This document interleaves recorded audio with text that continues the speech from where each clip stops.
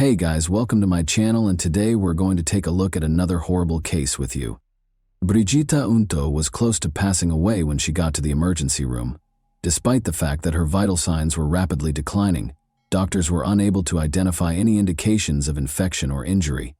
Together, the police, FBI agents, and medical experts were able to solve the medical mystery and unearth a horrifyingly creative crime. The medical staff at a hospital in San Diego, California, waited for Brigida, a 28-year-old patient, to arrive on March 5, 2018.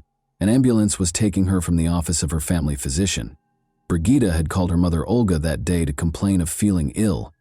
Brigida's legs shook with agonizing pain, and she could hardly breathe.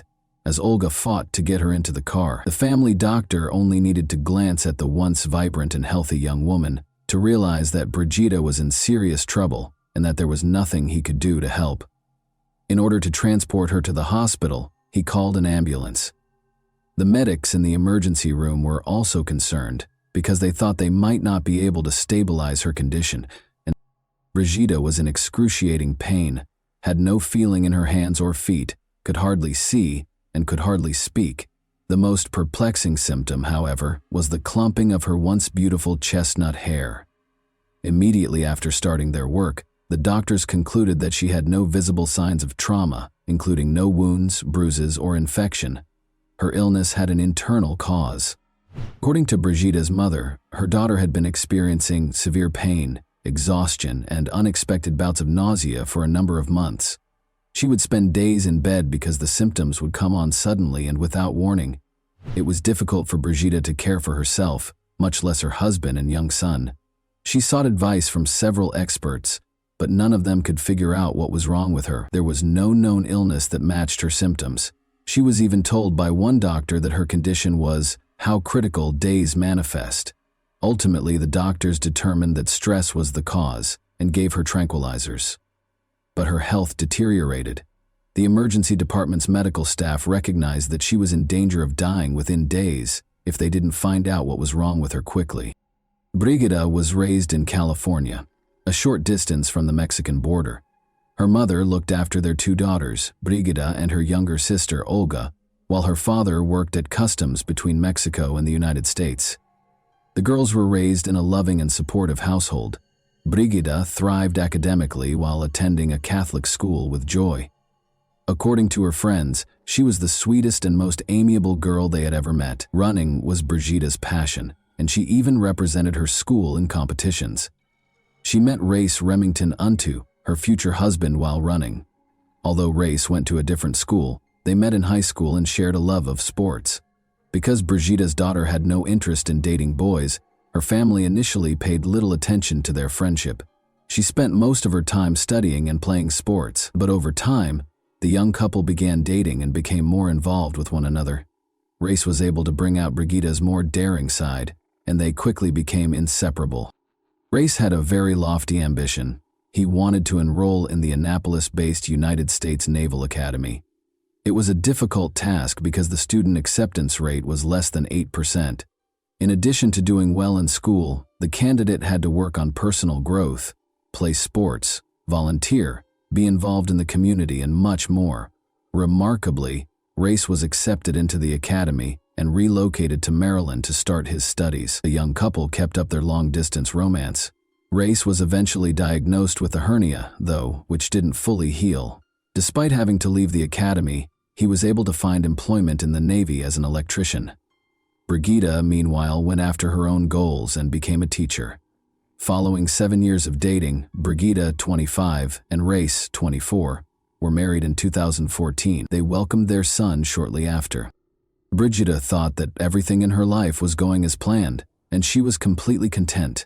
She lived a short distance from her parents, had a wonderful child, and a loving, caring husband. She could never have predicted the extraordinary and agonizing turn her life would soon take, though. Dr. Jeff LaPointe, a certified toxicologist, was one of the emergency department doctors at San Diego Hospital. This was unusual. Like a great detective, Dr. LaPointe followed the trail of clues that might help him figure out what was happening to Brigida. He was a true medical detective. Was an autoimmune disease killing her? No, that was not confirmed by blood tests. Is it possible that she has cancer? No. But among all the symptoms, hair loss was the most noticeable. This was a result of treatment rather than the illness. Brigida had been exposed to a toxic chemical, according to all the symptoms. But which one and how? It wasn't cesium, cadmium, or arsenic, because hair loss wouldn't be caused by these heavy metals. But thallium was the one material that could. Thallium was employed as a depilatory agent at the beginning of the 20th century. Additionally, doctors actively used it. For instance, if a child had lice on their head, thallium was applied to the lice, which caused the lice to fall off, along with all the hair. In the years that followed, thallium took center stage in rodent poisons. But by the 1970s, and arsenic had become so widely used as murder weapons that they were outlawed for use and sale. Leg pain, weakness, deteriorating vision, appetite loss, weight loss, and of course hair loss were all signs of thallium poisoning that Brigida was experiencing. Dr. Lapointe's inability to promptly verify his suspicions was the issue. There was no way to test the patient for poisoning on the spot, and no one in the hospital had ever seen a case like this before. The results would be available in 3 days, which Brigida might not have, and the samples needed to be sent to another lab. This was the start of the race against time. In order to get an expedited analysis, Dr. Lapointe began phoning each agency. The antidote would be desperately needed, even if the doctor's suspicions were confirmed and Brigida had thallium poisoning. But getting the antidote, which was aptly named Berlin Blue, proved to be more difficult than he could have imagined. Since Berlin Blue is a blue pigment used in paints, we have all seen it. When creating Starry Night over the Rhone, Vincent van Gogh used it. Additionally, it speeds up the body's removal of heavy metal poisoning by acting as an antidote. Though blue paint is available at the closest art supply store, it is nearly impossible to find medical-grade Berlin. Despite calling every pharmacy, naval medical officer, and clinic, Dr. Lapointe was only able to locate the antidote at one warehouse, a classified warehouse located in Los Angeles. In the event of a dirty bomb explosion, for example, Berlin Blue can also be used as an antidote to radiation exposure. Therefore, until thallium poisoning was verified in the lab, Dr. Lapointe could not rely on receiving the antidote because the government maintains exacting records of every tube of Berlin Blue in the nation. Lapointe's worst fears were validated when the toxicological analysis of Brigida's case was delivered. Brigida's body contained 1,000 times more thallium than was allowed. To transport the antidote to San Diego, a hospital employee drove through the night. But the doctor was concerned that one antidote might not be enough for such severe poisoning. In order to purify the patient's blood, he recommended dialysis. After a long and agonizing process, Brigida's family and the medical staff were left with nothing to do but wait and pray. To keep an eye on their health, Brigida's husband and son were moved to a different hospital wing. They might have been impacted as well if she had been exposed to thallium. Where could she have gotten so much thallium? That was still the key question. FBI agents were looking for the answer to that. Remember, this was all taking place in a state with multiple military installations. Additionally, President Trump's scheduled visit was the backdrop against which these events took place. As a result, FBI agents became very interested in what was going on in the city when Dr. Lapointe began searching for Berlin Blue. It was ultimately delivered so far away from the city that a local scientist for Harvard chemistry began searching for cocaine flu. When Brigida started having an unexplained illness, police and FBI agents found that she had been treated at an alternative medicine clinic in Mexico a few months prior. After looking into this lead, the police decided to ignore it. Because Brigida's school was a former World War II military installation, rodent poisoning may have happened there in the past. Many of the school's teachers became ill that year. This lead, though, also proved to be a dead end. Because Brigida was depressed, investigators could not rule out the possibility that she had used thallium herself as a cry for attention. She loved life, however, and would never desert her son, according to everyone who knew her. Furthermore, rather than the other way around, her depression developed after the emergence of inexplicable symptoms. Regarding the poisoning of his patient, Dr. Lapointe had his own suspicions. After scanning Brigida's internal organs, he was appalled to find a large number of white spots all over her digestive tract. It became clear that food was the entry point for the poison into her body. The ideal crime had been attempted by someone close to her. The patient was placed in total isolation by doctors, but food was the least of her worries at the moment. The antidote helped Brigida regain consciousness a few days later. She was unable to sit or move, and all of her hair had fallen out. But she was still alive. She was unable to identify anyone who would want to hurt her. Nonetheless, the police were aware that poisoning is always a private crime carried out by a close friend or relative. The fact that Brigida's husband and child were unharmed was also intriguing. Her husband, parents, and sister were all willing to assist with the investigation when the police spoke with them. Her husband, Race, complained that he was unable to put himself in his wife's shoes to ease her pain. Investigators sensed that he was lying, even though he said what they wanted to hear. Additionally, the medical staff observed that he asked odd and occasionally inappropriate questions and didn't seem as concerned. When her husband was suspected of being involved, Brigida became enraged and strongly denied it. She maintained that Race had taken care of their son and taken her to the hospital while she was ill, and when she didn't have the strength to get out of bed, he would cook. But what the investigators discovered during their chat with Brigida gave them the chills. Race had a rather peculiar pastime. He liked to gather rare poisonous plant seeds. After Brigida was hospitalized for 16 days, the police became interested in this and gathered enough information to search their house. Race, looking a little agitated, opened the door. He voluntarily turned over all of the family's devices, including laptops and phones, when the detectives asked him to. They were unable to ignore the fact that the device's entire search histories had just been erased. The police discovered 2 books, Criminal Poisoning and The Poisonous Handbook, despite the purportedly erased data on his phone. The Poisonous Handbook claims that thallium allows the poisoner to manipulate the rate at which their victim perishes. As the patient gradually deteriorates for unclear reasons, the poisoning manifests as a medical mystery. Race's vehicle yielded even more fascinating findings. In a tiny compartment in the spare tire, they discovered a packet of exotic seeds and an acetone canister. Additionally, just before the police arrived, their mother saw Race throw away a black garbage bag, which Brigida's sister handed over after retrieving it from the trash can. Receipts for exotic seeds, including cerebra dollar, prayer nuts, and tick seed, as well as a variety of equipment for grinding and filtering them, were found inside. Stated differently, everything required to produce rare poisons. The man had clearly already tried to crush tick seeds to extract ricin, a poison that is poisonous to mice but harmful to people if swallowed or inhaled. Although the detectives' suspicions increased, no thallium was discovered in the car, yard, or house. As a result, Race could not be arrested. They had no choice but to inform Brigida of their suspicions and request that she refrain from going home. Despite her continued incredulity, she did not object to the investigation's continuation. As they dug further, the investigators found a potential motive for the murder. One of Race's lovers thought he was a widower. He misled her by saying he was a Navy SEAL and that he wanted to work in the poisoning division of the FBI. Race led a double life, going so far as to have another affair and confessing to the woman that he was married. He didn't think twice about taking his young son on their dates, and the boy had become so attached to the woman that he called her mom. But in order to avoid having to share custody of their son, he wished that his wife would be struck by a bus. Why the woman wasn't alarmed by this is unknown. Even so, it was obvious that the man wanted to break up with Brigida. However, as a devoted Catholic, she had informed him prior to their marriage that she did not support divorce and that their union would be lifelong.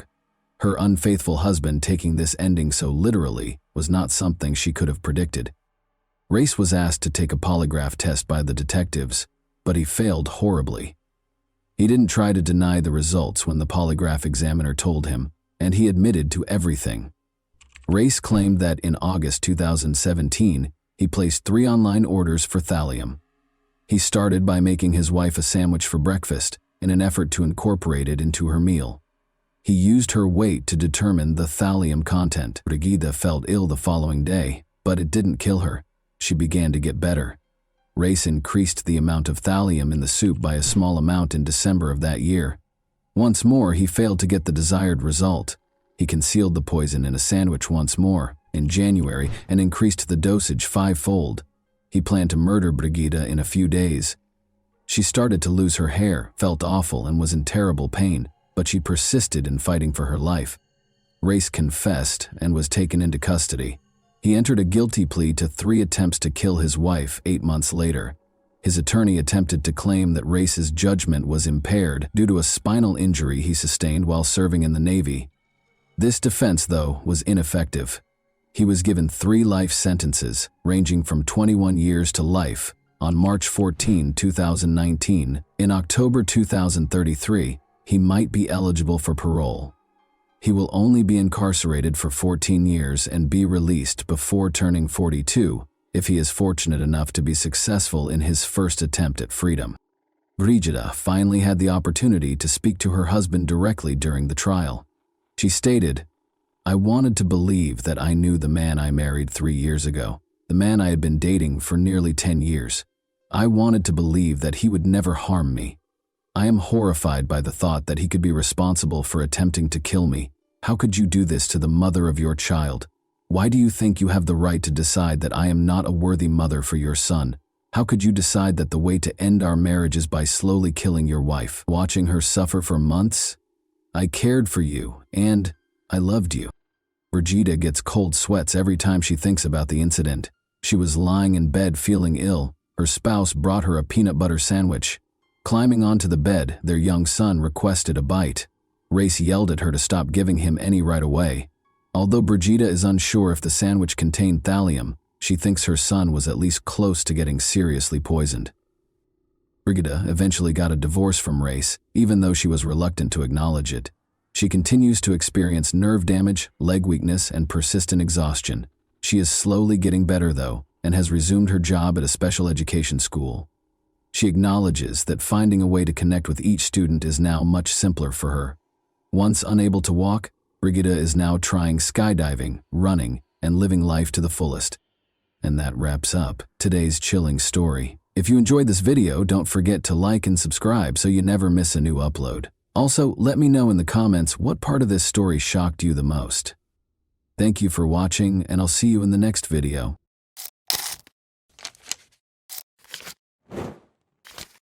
Hey guys, welcome to my channel, and today we're going to take a look at another horrible case with you. This was only the start of a call in which Derek Rosa, a 13-year-old son, would divulge information so startling and unthinkable that even the experienced dispatcher would find it hard to believe what she was hearing. Officers arrived at the horrific scene within minutes. Unaware that they were going to come across one of the most unsettling cases they had ever come across, the police carried on with their investigation. Derek shockingly called 911 on October 12, 2023, to report that his mother, Irina Garcia, was hurt at their apartment in Hialeah, Florida. The most horrifying crime they could have ever envisioned began with that unsettling 911 call. Derek appeared to be experiencing intense grief during the call, as he told the authorities that his mother, Irina Garcia, had been confirmed dead. A 13-year-old son reporting the news to the dispatcher would have been a heartbreaking moment, but everyone was about to be shocked by the horrible secrets concealed behind this call. "I shared some pictures with my friends," he told the dispatcher. What images would he have been able to show his friends? Derek quickly gave the answer when he disclosed yet another startling fact that caught everyone off guard. It was shocking to hear Derek tell the dispatcher that he killed his mother. Derek's motivations are still unknown, but he was going to divulge information that would only make matters worse. The apartment was occupied by 3 people. Given that Derek and the newborn baby were in the apartment, the dispatcher recognized the urgency of the situation right away. To protect the infant, the police had to move quickly. To find out what had happened, detectives raced to the crime scene. Everyone in the area was shocked when the police arrived and took Derek into custody. Derek was standing with bloody hands and no remorse at all. Without any delay, the detectives got to work on their investigation. They found Irina lying on the bed with her newborn baby covered in blood, and they also found a pool of blood on the floor of her room. Derek had committed the heinous crime of stabbing his mother more than 40 times. After attempting to collect all of the evidence discovered in room 201, the authorities were taken aback when they came across a crucial piece of evidence that left the entire team in shock.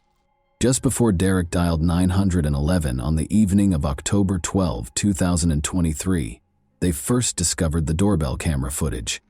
When Irina was last seen, she was nursing her newborn child, according to the footage from the doorbell camera. A moment later, Derek showed up and hurried off. Derek asked why Irina always told him to run slowly after she told him, in Spanish, not to run too fast. Then he walked out of the apartment and then came back in. What might have caused that horrific crime? Derek might have been annoyed by his mother's worry, but the question was still unanswered. In addition to remembering Derek's 911 call exchange with the dispatcher, the detectives needed to figure out how he was carrying a weapon. Furthermore, just as he was about to reveal yet another unexpected development, the dispatcher asked if he had any weapons at home. He soon disclosed a startling reality. He acknowledged that, after killing his mother, he intended to use the gun he had to end his own life. The fact that Derek had attempted self-harm shocked the detectives. It exposed his unstable mental state at the time of the murder. They were uncertain, though, whether it was the product of mental illness or a deliberate act.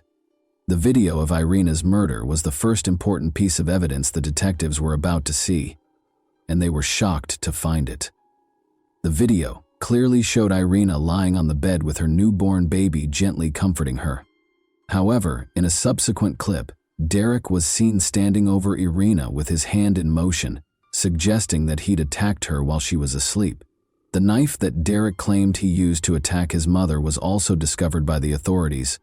Luckily, he didn't hurt his sister, but these pictures were sufficient proof that Derek killed his mother. In addition, he admitted that after killing his mother, he had sent 2 pictures to his online friend, one of himself and the other of his mother, who had passed away. His hand was obviously covered in blood in the picture he sent to his friend, which amply demonstrated the gravity of the situation. The revelation of a 13-year-old son who not only murdered his mother, but also dared to show pictures of the crime to someone was startling. Once the detectives gathered sufficient evidence, they became certain that something was wrong with Derek. The investigators recognized the importance of comprehending the family's history, as it could reveal information about Derek too. Without any delay, the investigators began their investigation to ascertain the precise cause of his behavior. They focused on investigating Derek's background and his family. Derek Rosa, a former model student, consistently made the honor roll and excelled academically. According to the teachers, they described him as a good boy and an intelligent one. He was very close to his mother, Irina Garcia.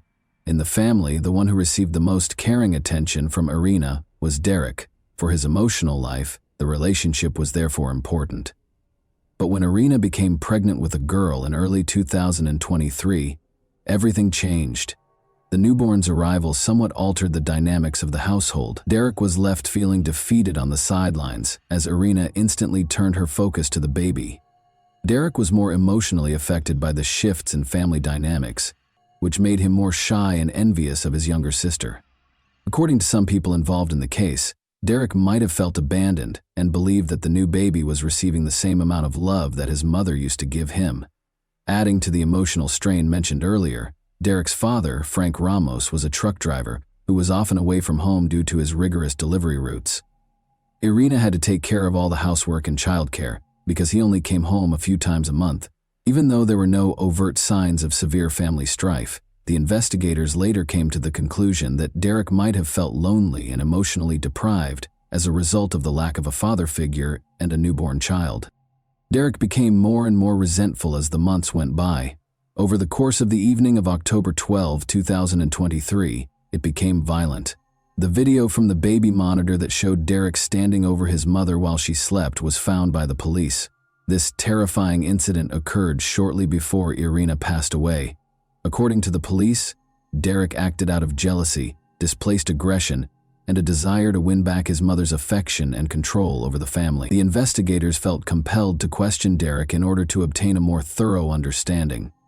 The investigators took extra care when questioning him because he was only 13 years old and might be dealing with psychological problems.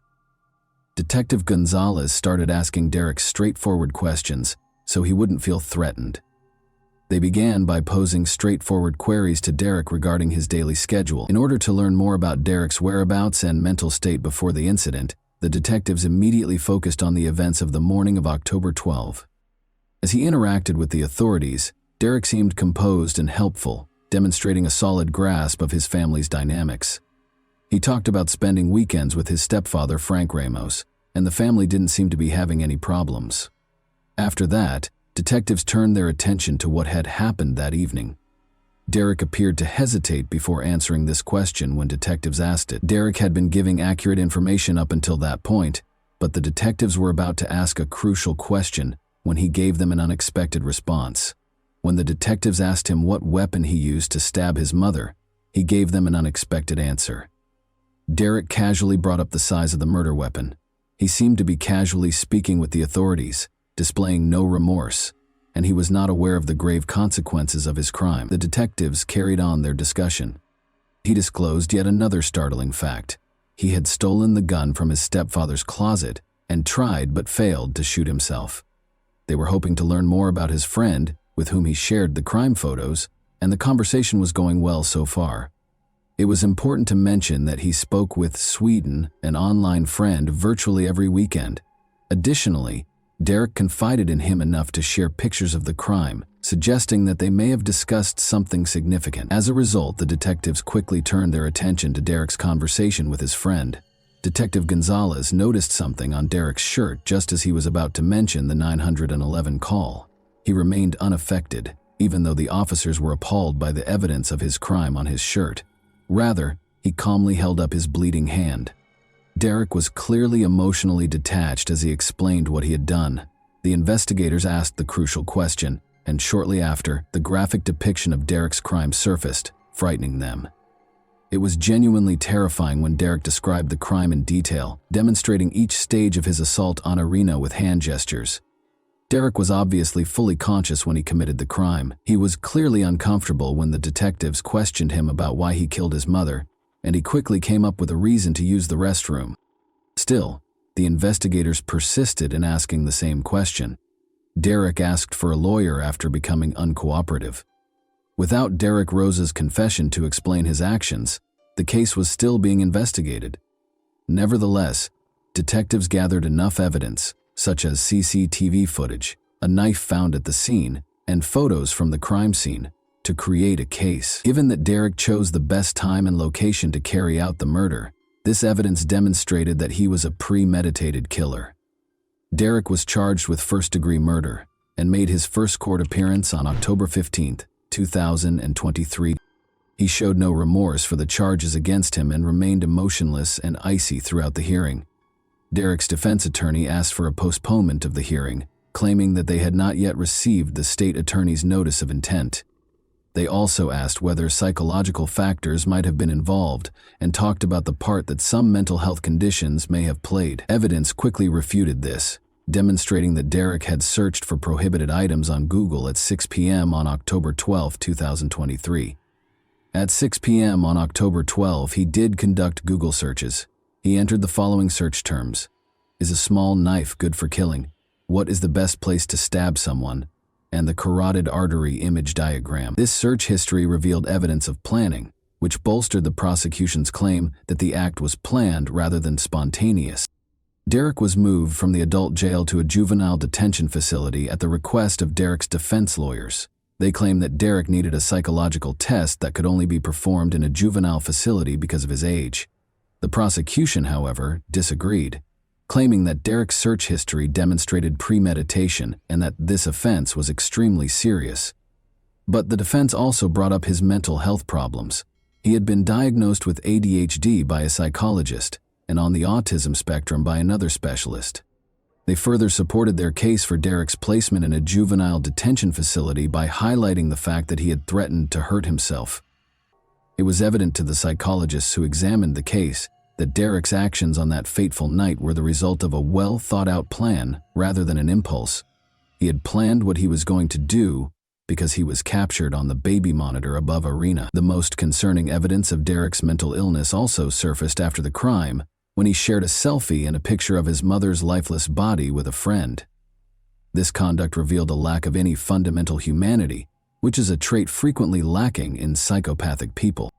Throughout the trial, Derek's family steadfastly supported him in spite of the overwhelming evidence against him. One particularly poignant instance was when Derek's grandmother, representing his family's steadfast support, waved at him and blew him a kiss from the courtroom. At this point, more than 50 people were shouting Derek supporting slogans while holding banners outside the court. On November 7, 2023, the organizers presented him as an innocent teen and a former honor student. Regardless of the offense, Derek's supporters argued for his opportunity to change. A hearing regarding the admissibility of evidence was held on December 15, 2023. Citing the premeditated nature of the crime, the judge decided, after considering the facts, that Derek would continue to be held in adult custody. His supporters criticized this decision, claiming it disregarded his age and mental health conditions. Derek's defense team keeps arguing for a lighter sentence as the case progresses, claiming that life in prison without the possibility of release would be unfair to a child of his age. The trial has come to represent the complexity of juvenile justice, bringing up tough issues for society to consider. Do serious crimes committed by minors deserve life in prison, or should they be given an opportunity to change? The court will further evaluate Derek's mental health and determine his ultimate sentence at the next hearing, which may be set for December 2024. Derek is currently being held in adult custody under 24-hour supervision while his family and the general public await the outcome. Traditional ideas of guilt, innocence, and rehabilitation in the legal system have been called into question by the case, which has had a long-lasting effect. What elements, in your opinion, might have contributed to Derek's choice to carry out this crime? His actions could have been motivated by a number of things, including jealousy, specific psychological issues, or the possible influence of his online friend. And that wraps up today's chilling story. If you enjoyed this video, don't forget to like and subscribe so you never miss a new upload. Also, let me know in the comments, what part of this story shocked you the most? Thank you for watching, and I'll see you in the next video.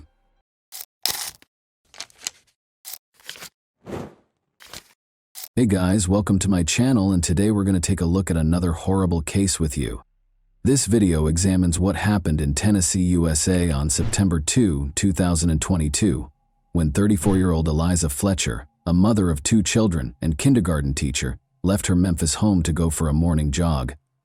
Following police notification of Eliza's disappearance, an investigation was started after she failed to return home, which sparked a significant public outcry. A few days ago, the case was concluded.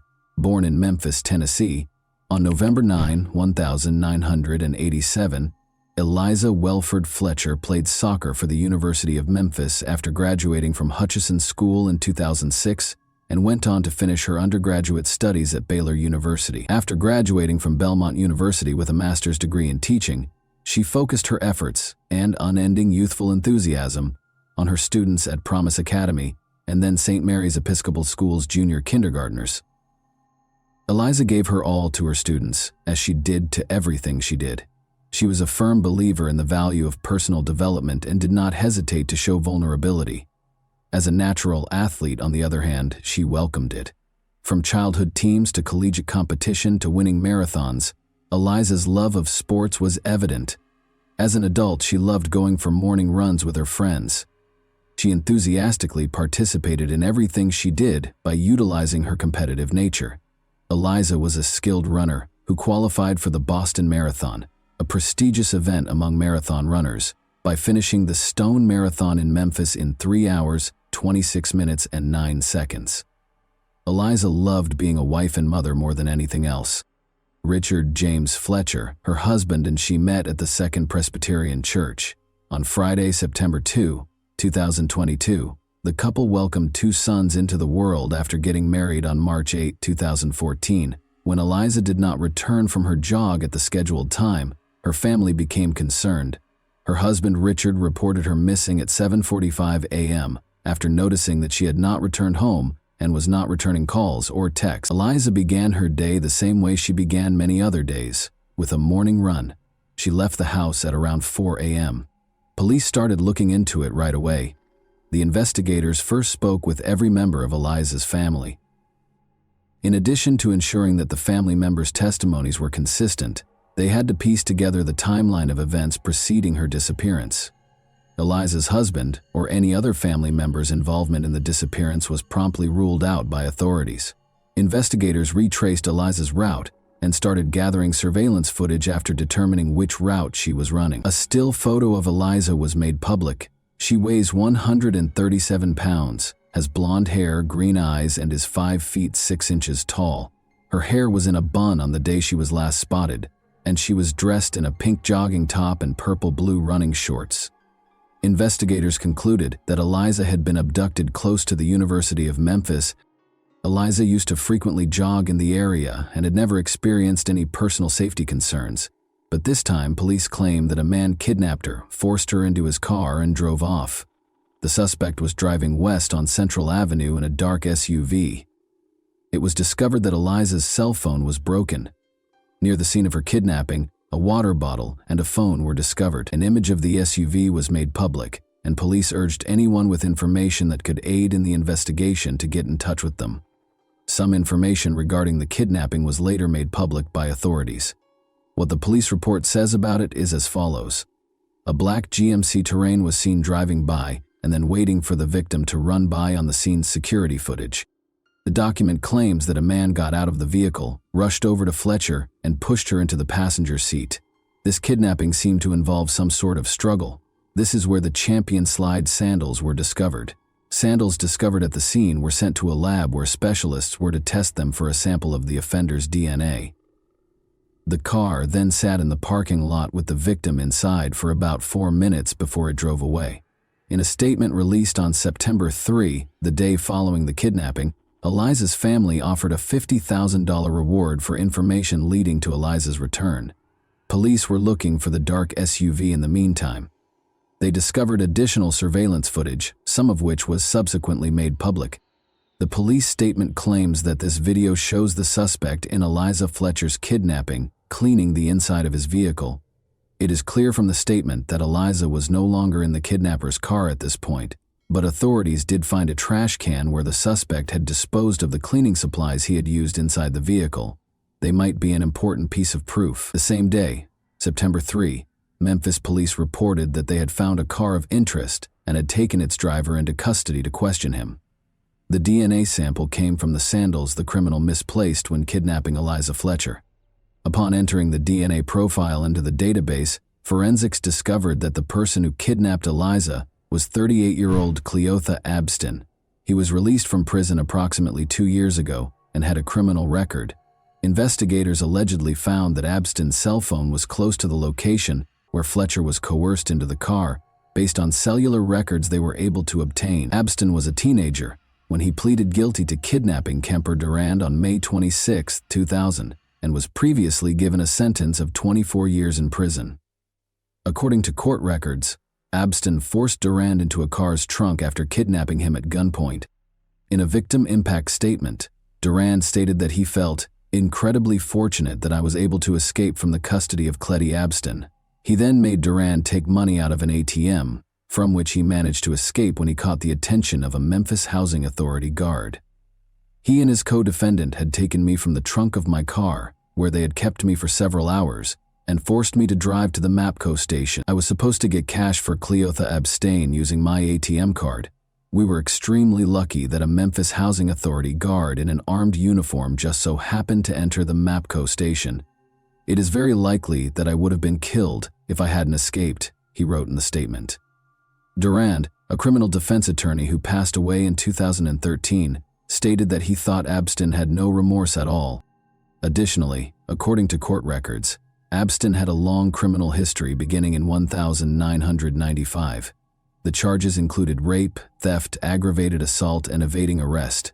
Although the kidnapper was apprehended, Eliza Fletcher's whereabouts were unknown due to Abston's silence after his release from the Tennessee Department of Correction in November 2020. Regretfully, evidence discovered in his vehicle showed that Eliza had passed away. Forensics discovered traces of Eliza's blood in his SUV, despite the fact that Abstat had cleaned the interior thoroughly. Abston was accused of both evidence tampering and kidnapping. In addition, he was accused of unrelated crimes like credit card fraud, property theft, and identity theft. According to police, the judge set bail at $500,000 at the time of arraignment. A public defender was assigned after Abston informed the judge that he could not afford an attorney. Police were searching for Eliza in the meantime. On the morning of Friday, September 2, she was kidnapped. Authorities confirmed the worst fears of those concerned about Eliza Fletcher's fate at a press conference on Monday, September 5, 2022. The body of Eliza was discovered in the grass close to this deserted Victor Street home. The driveway contained tire tracks that matched those on Abstin's vehicle. This is how this location appears on news reports, however, indicate that this abandoned house was encircled by tall grass at the time of the crime. The grass was as tall as a man in some places, making it an excellent place to conceal the crime's evidence. Journalists started asking locals if they had seen anything suspicious after Eliza's body was discovered here. According to some of the people the journalists spoke with, even before Eliza's body was discovered, they called City Hall several times to request that the grass be mowed. However, after Eliza's body was discovered, the city authorities did nothing. Abstin was also charged with first-degree murder and first-degree murder in the commission of kidnapping, and the judge revoked the $500,000 bail that had been set when he was first charged.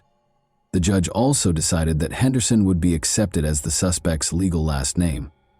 Since his name is listed as Cleotha Abstin in the prosecutor's reports as well, I will use that name going forward. Just to let you know, he is listed as Claretha Henderson in some sources. Following the proceedings, Shelby County District Attorney Steve Mulroy sidestepped a reporter's inquiry about the punishment he would seek in the event that Abstin was found guilty. A conviction for first-degree murder carries a life sentence, with or without parole, or the death penalty. It is too soon for us to talk about the kind of punishment we will pursue. Outside the courtroom, Mulroy stated that Eliza's family and everyone who knew her were shocked by her untimely death. 5 days after the police announced the body's discovery, on September 10, 2022, hundreds of people attended the funeral service, which took place in the same church where Eliza had been married 8 years prior. Nobody is prepared for the loss of a loved one, but it is a terrible experience to learn that they were murdered after being kidnapped. People's mental health suffers as a result of their inability to accept the devastating reality. It's time to honor those who loved her so much, and to remember and celebrate how unique she was. We are grateful for all of the love and care that we have received. We are incredibly appreciative of the local, state, and federal law enforcement agencies' tireless efforts to locate Eliza and apprehend the perpetrator of this heinous crime. According to Eliza's family, this senseless loss has left us devastated and heartbroken. Family, friends, co-workers, students, parents, members of her Second Presbyterian Church congregation, and everyone else who knew her loved Eliza. According to the statement, the faculty and staff at St. Mary's Episcopal School lit candles in Eliza's honor as the day began in chapel. On September 9, 20th, 2000, 200 people came together to finish the marathon that Eliza had left unfinished, according to a Facebook post from the school. In remembrance of Eliza, who was kidnapped at around the same time, they began running at 4:20 a.m. We're just here today to run in honor of Eliza and to demonstrate that women in this city have the right to run at 4 in the morning or 10 at night, said event organizer Danielle Heineman. Any time of day or night, Eliza's supporters jogged, ran, and walked in her honor while dressed in vibrant hues. They held that women had the freedom to go out whenever they pleased and were not required to completely cover their bodies. The 34-year-old mother of two and teacher passed away from a single gunshot wound to the head, per the autopsy report. 2 semicircular skull defects are consistent with a single gunshot wound to the head, with the bullet moving from right to left, back to front, and posterior to anterior. According to the report, a shell casing was found close to where her body was found, despite the fact that no projectile was recovered from her body. Eliza sustained blunt force injuries, such as fractures to her jaw and bruises on her right thigh, in addition to the gunshot wound. Although there was no overt indication of an actual assault, these injuries were consistent with blunt force trauma. It was discovered that Cleotha Abstin had abused another woman the year prior to his abduction of Eliza, as the authorities readied themselves for the trial. The attack on Eliza Fletcher might have been avoided if Abstin had been taken into custody, but the system failed because of inadequate funding, and Abstin was still at large.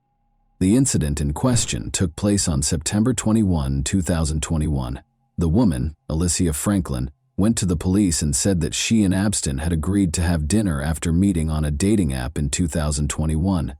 Alicia Franklin claims that although they had previously talked about trading love for money, They had no intention of having intimate contact that evening. Instead, he put a gun to her neck and dragged her into his car, where he made her comply with his wishes despite her objections. Elisa called the police after Abston released her. Despite the fact that samples of male DNA were discovered, police reports stated that she had no visible injuries.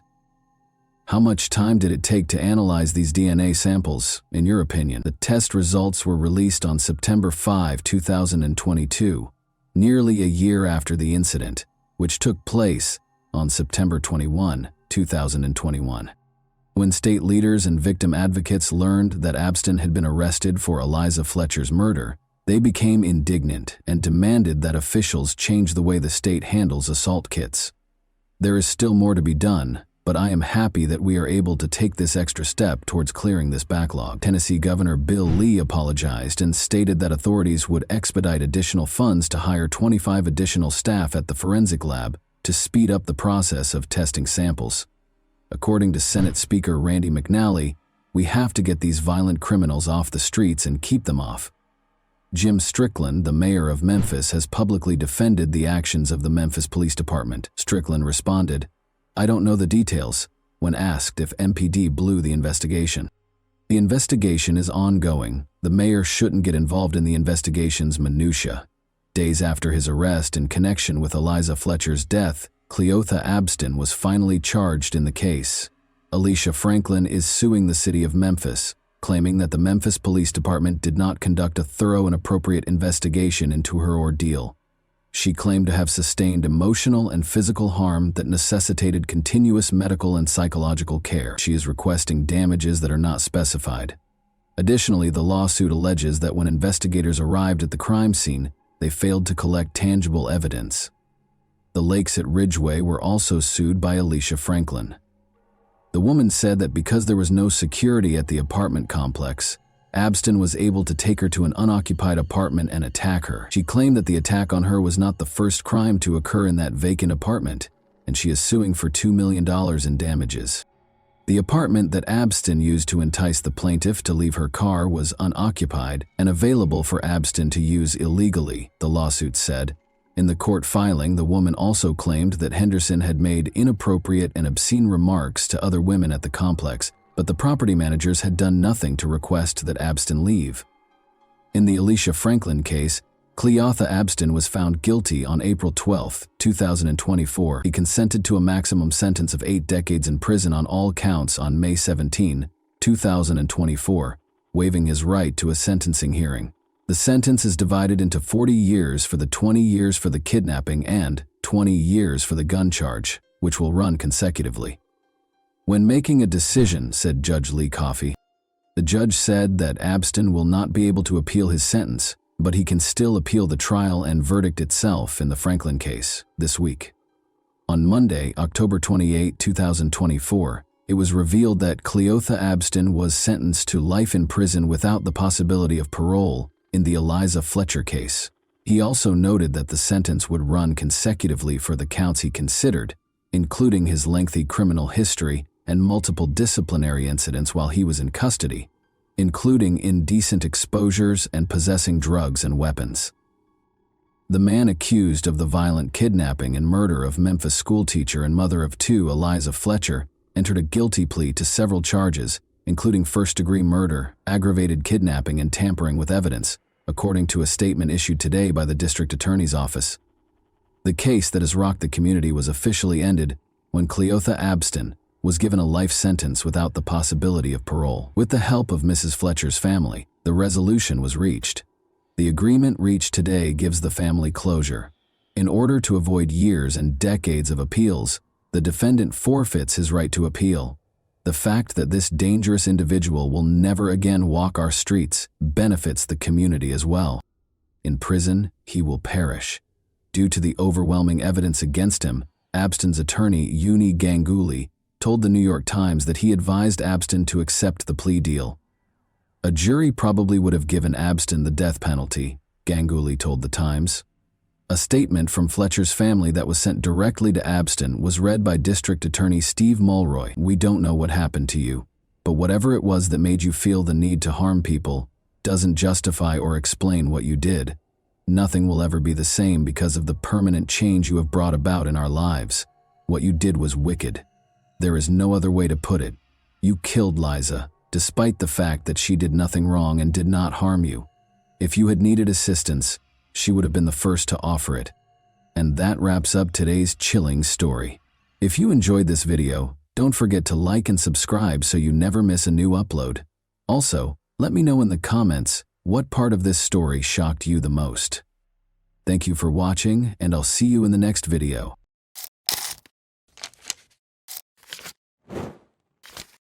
Hey guys, welcome to my channel, and today we're going to take a look at another horrible case with you.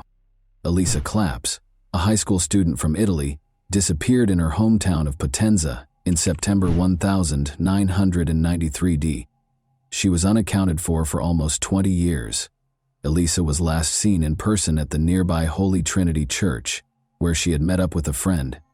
It's commonly said that it's difficult to spot a dangerous criminal with a perverted mindset among regular people. Their ability to blend in is frightening. To those around them, they seem completely normal, average, and unremarkable. Their ability to cover their tracks, leaving crime scenes painstakingly devoid of evidence, is even more disturbing. This is the exact reason why it can be difficult for law enforcement to find and apprehend these criminals. It can take years, during which time they may carry out their heinous crimes. Let's examine this disturbing case now. On January 21, 1977, Elisa Maria Claps was born in the southern Italian town of Potenza, which is surrounded by mountains. She was the youngest of her family's 3 children. Her father ran a small tobacco shop, and her mother was a simple clerk. Elisa grew up with Gildo and Luciano, her 2 older brothers. The Claps family, who regularly attended Sunday services at their neighborhood church, was well known for being devout and strict. Driven by her desire to help people, Elisa was a bright and ambitious student who aspired to become a doctor. She was described as being very friendly, kind, and compassionate by those who knew her. She was naive and trusting at the same time, always having faith in other people. She had a natural ability to connect with people and quickly form friendships. Despite the attention she received from her peers, Elisa had never been in a romantic relationship by the time she turned 16. The boys at school definitely noticed her because of her lovely long hair and warm smile.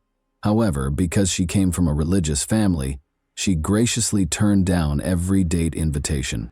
In the early summer of 1993, an admirer became unsettlingly devoted. Danilo Restivo, a local, started displaying unwelcome and persistent interest in Elisa. The town was filled with disturbing rumors about Danilo, who was 5 years older. Elisa made an effort to avoid this strange man, who whenever he had the opportunity tried to entice her into remote areas. She was unable to be harsh or contemptuous due to her upbringing and innate kindness, and Danielle appeared to take her politeness as encouragement. In her private journal, Elisa wrote about Danielle, acknowledging that he both scared and made her feel sorry for him. Though she was careful never to be alone with him, she always tried to be polite because she saw how lonely and troubled he seemed. She always found a reason to get out of his presence as quickly as possible, usually by saying she had important errands to run. The Claps family took a vacation to the peaceful seaside town of Monte Giordano in the middle of August of that year. Elisa froze one day as she and her brother Gildo were walking through the quiet streets.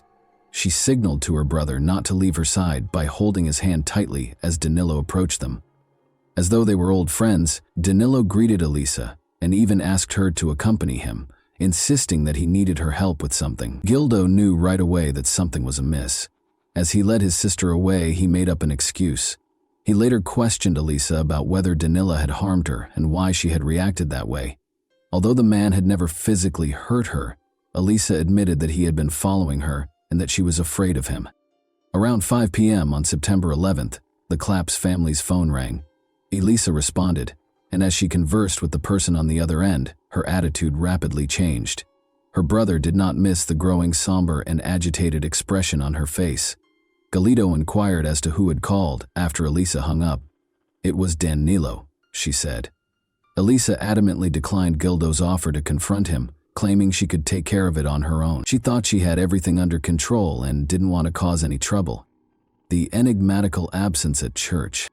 Elisa's parents and brothers departed early on Sunday, September 12, 1993, for a day trip to Naples, which is roughly 90 miles away from Potenza. Elisa had remained behind, intending to join her close friend Elena for the morning service at the nearby church. Her family had returned from Naples by noon, and as everyone waited for Eliza and Elena, her mother made lunch. However, the girls had yet to return home as time went on. Someone knocked on the door at 1:45 p.m. Elena appeared nervous as she stood on the doorstep. She inquired as to Elisa's return, stating that they had become separated at the church and were unable to see one another. Elena claimed that she thought Elisa had already arrived at her house, but her account sounded flimsy, and she shifted uneasily, as though she were concealing something. Elena's distress increased when the family informed her that Elisa was still missing. She eventually acknowledged that she hadn't been truthful under duress. After the service, Elisa had actually stayed behind to talk to a young man. The two girls had planned to meet at the park afterwards before going to lunch, and the talk was only expected to last 10 minutes at most. However, neither 10 minutes nor an hour later did Elisa appear. As they conversed, Elisa grudgingly disclosed that Elisa's intended meeting with the young man was Danila. Guldo's face turned pale at this. He alerted his brother and parents that Elisa might be in grave danger and that they should begin looking for her immediately. Danilo Restivo. Who was he? On April 3, 1972, Danilo Restivo was born in Irice, a tiny commune in the Sicilian province of Trapani. He came from a reasonably well-off family and was the youngest child. He was pampered and used to getting what he wanted as a child, and he was taught early on that there would never be any real repercussions for his actions. Regardless of the trouble he caused, his father was always there to support him. The Restivo family relocated to Potenza in the early 1980s, where Danilo's father, Mauricio, founded a prosperous company. In a matter of years, Mauricio rose to prominence as one of the richest and most powerful people in the city, developing close ties with local government and law enforcement. Danilo was notorious for being strange, impolite, and unsettlingly violent when he was in school. He was a reclusive and vicious youngster who was notorious for abusing animals, a habit that apparently gave him a deranged sense of fulfillment. In addition, he had a disturbing fixation on sharp objects. Despite being caught spying on girls in locker rooms on multiple occasions, Danilo appeared unaffected by any kind of intervention or discipline. He showed no remorse or desire to change, and he persisted in these actions with a stubborn, almost compulsive determination. Danilo Restivo had no true friends and was a recluse who was mostly shunned by his peers. He would frequently cut the hair of gullible girls because he had the unsettling habit of always having scissors with him. Parents complained repeatedly, but this unsettling behavior was ignored. Danilo would collect a large collection of hair clippings and take his trophies home. Strangely, his family didn't seem to notice any warning signs and instead dismissed this behavior as simple, childish mischief. Danilo's actions became more concerning as he grew older. His cruelty was not limited to animal abuse. He seemed to enjoy hurting other people. He still had trouble relating to people, especially girls, with whom he frequently acted aggressively and made an effort to threaten or harm them. The initial victim. Sonia, Danilo's younger cousin, was roughly a year and a half younger than him. They frequently walked home together from the same school. Danilo would often invite her to remote locations after class, making up a variety of reasons to entice her away. But Sonia was suspicious of her cousin. Her mother had specifically warned her not to go anywhere with him by herself, and her instincts told her to exercise caution. After promising to show Sonia a secret hiding place, Danilo was able to persuade her to follow him in the spring of 1987. Sensing that something was wrong, Sonia made the safe decision to bring her younger brother, Angelo, who was 11 years old. The three of them went into a wooded area where an old deserted shack stood after school. Danilo proposed a game in which players would be blindfolded. After Sonia and Angelo agreed to temporarily trust him, Danilo covered their eyes with blindfolds. There was a tense silence. Uneasy, Sonia shifted her blindfold just enough to get a glimpse and saw something horrifying. Her cousin was approaching Angelo, getting ready to attack and taking a pair of scissors from his backpack. Sonia startled her younger brother by screaming as loudly as she could. Angelo jerked away in an instinctive reaction, still with his eyes covered. Danilo's hand swung down, but the scissors sliced his shoulder rather than his neck. Danilo appeared to be stunned by the sight of blood and Sonia's shrill cries, which allowed the kids to flee in the few seconds they had left. With their cries resonating through the forest, Sonia and Angelo fled the shack and fled for their lives. Danilo screamed threats and demanded they keep quiet about what had happened as he pursued them. Sonia and Angelo outran him and made it to safety, motivated by their instinct for survival and sheer terror. What had happened appalled the parents of the injured children. They hurried Angelo to the hospital, where medical professionals were able to treat him in time to save his life. Despite suffering severe blood loss and nearly dying, the boy managed to survive. The parents reported the incident to the local police that same day, filing charges for attempted assault with deadly intent, but the case was quickly dismissed, and Danilo was spared any serious repercussions. There were rumors that his father shielded his youngest son by using his considerable influence. With the help of a local priest, Mr. Restivo assured Angelo's family that Danilo would be committed to a mental health facility for required therapy in order to stop similar incidents in the future. He also paid the family a sizable amount in compensation and paid for Angelo's medical bills. Soon after, the parents of Sonia and Angelo made the decision to relocate their family to Naples in order to avoid any more interactions with their dangerous relative. Although Danilo's father made solemn vows, he never fulfilled them. Danilo never even saw a specialist and was never sent for treatment. Mr. Mauricio Restivo was too worried that his son's reputation and social standing would be permanently harmed if he were to be classified as mentally unstable or a danger to others by a formal psychiatric evaluation. A perilous preference. After parents and students repeatedly complained about Danilo's violent and intimidating behavior, he was expelled from 4 different schools. He ultimately had to turn to homeschooling to finish his coursework and obtain his diploma. Since he was considered physically capable of serving, Danilo was drafted into the military at the age of 18. However, due to his unpredictable and erratic behavior, he was released within a few months. He went back home and remained protected by his powerful and affluent father, who continued to absolve him of responsibility. Danilo's actions only became more unsettling with time. When he fell in love, he would stalk girls, spy on them through their windows, make eerie late-night phone calls while remaining silent, and harass them in an uncomfortable way. His attempts to show romantic interest frequently turned violent, including luring them to abandoned places or attempting to chop off strands of their hair. Danilo's responses to these girls' rejection of his advances were frightening. He sent them letters outlining his disturbing fantasies or packages containing fictitious explosive devices marked with words like boom. Since Danilo's father always stepped in to protect him, no amount of complaints to the authorities seemed to have any effect. Danilo felt unstoppable and above the law because of this ongoing cover-up.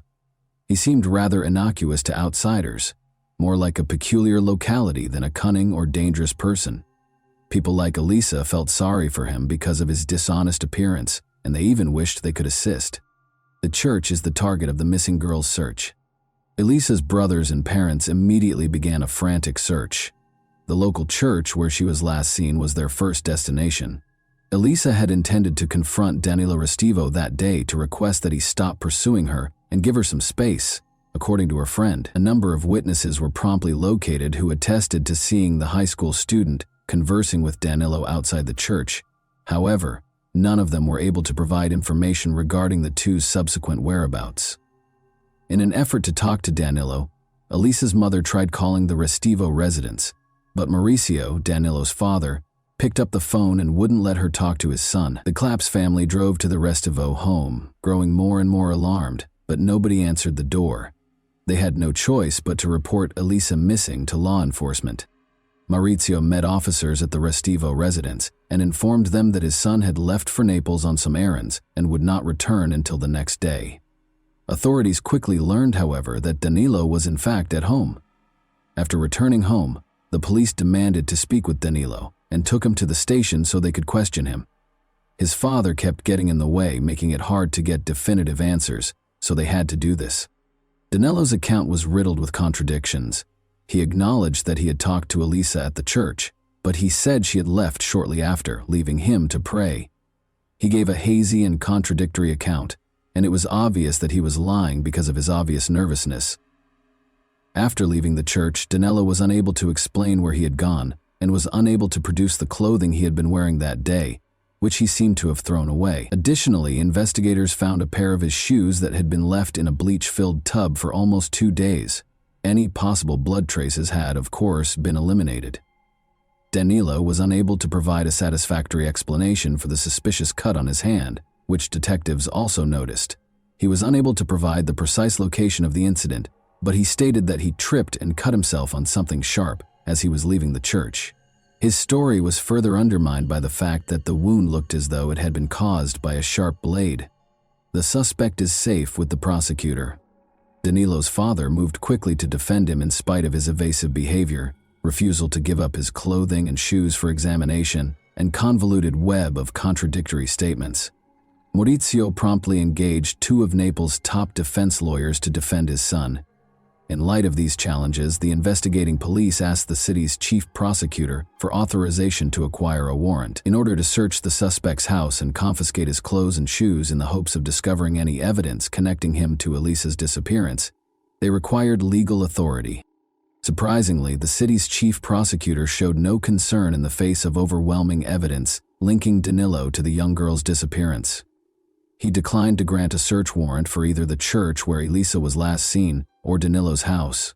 The church was only briefly searched, and Father Domenico Sabbia, the lead priest, steadfastly refused to let anyone into the padlocked wooden staircase secured upstairs room. The prosecutor refused to issue a warrant to conduct a thorough investigation of the church and the rooms that are adjacent to it, despite pressure. Father Domenico suspiciously used the past tense when referring to Elisa right away, as though he was aware that she was dead. 3 weeks following Elisa's disappearance, Danilo was featured as the main suspect and his photo was displayed in a local news segment about the case.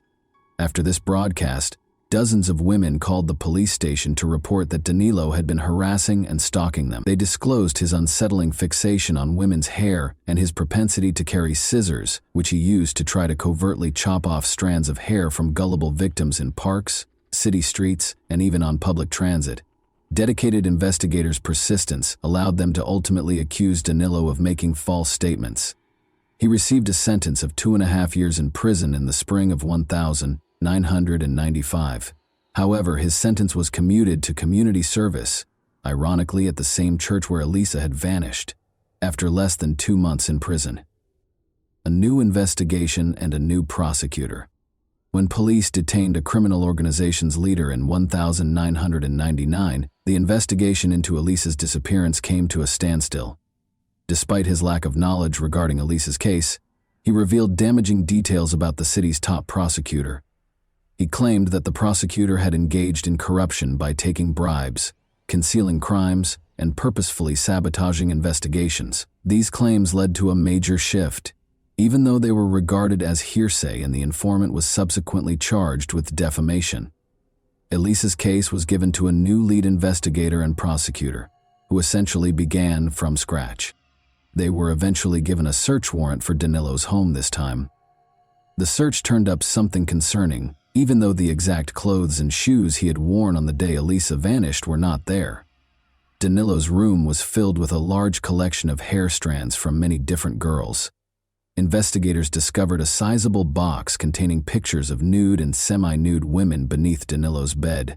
By spying on his victims in showers, locker rooms, fitting rooms, and even through their home windows, he had taken these pictures himself.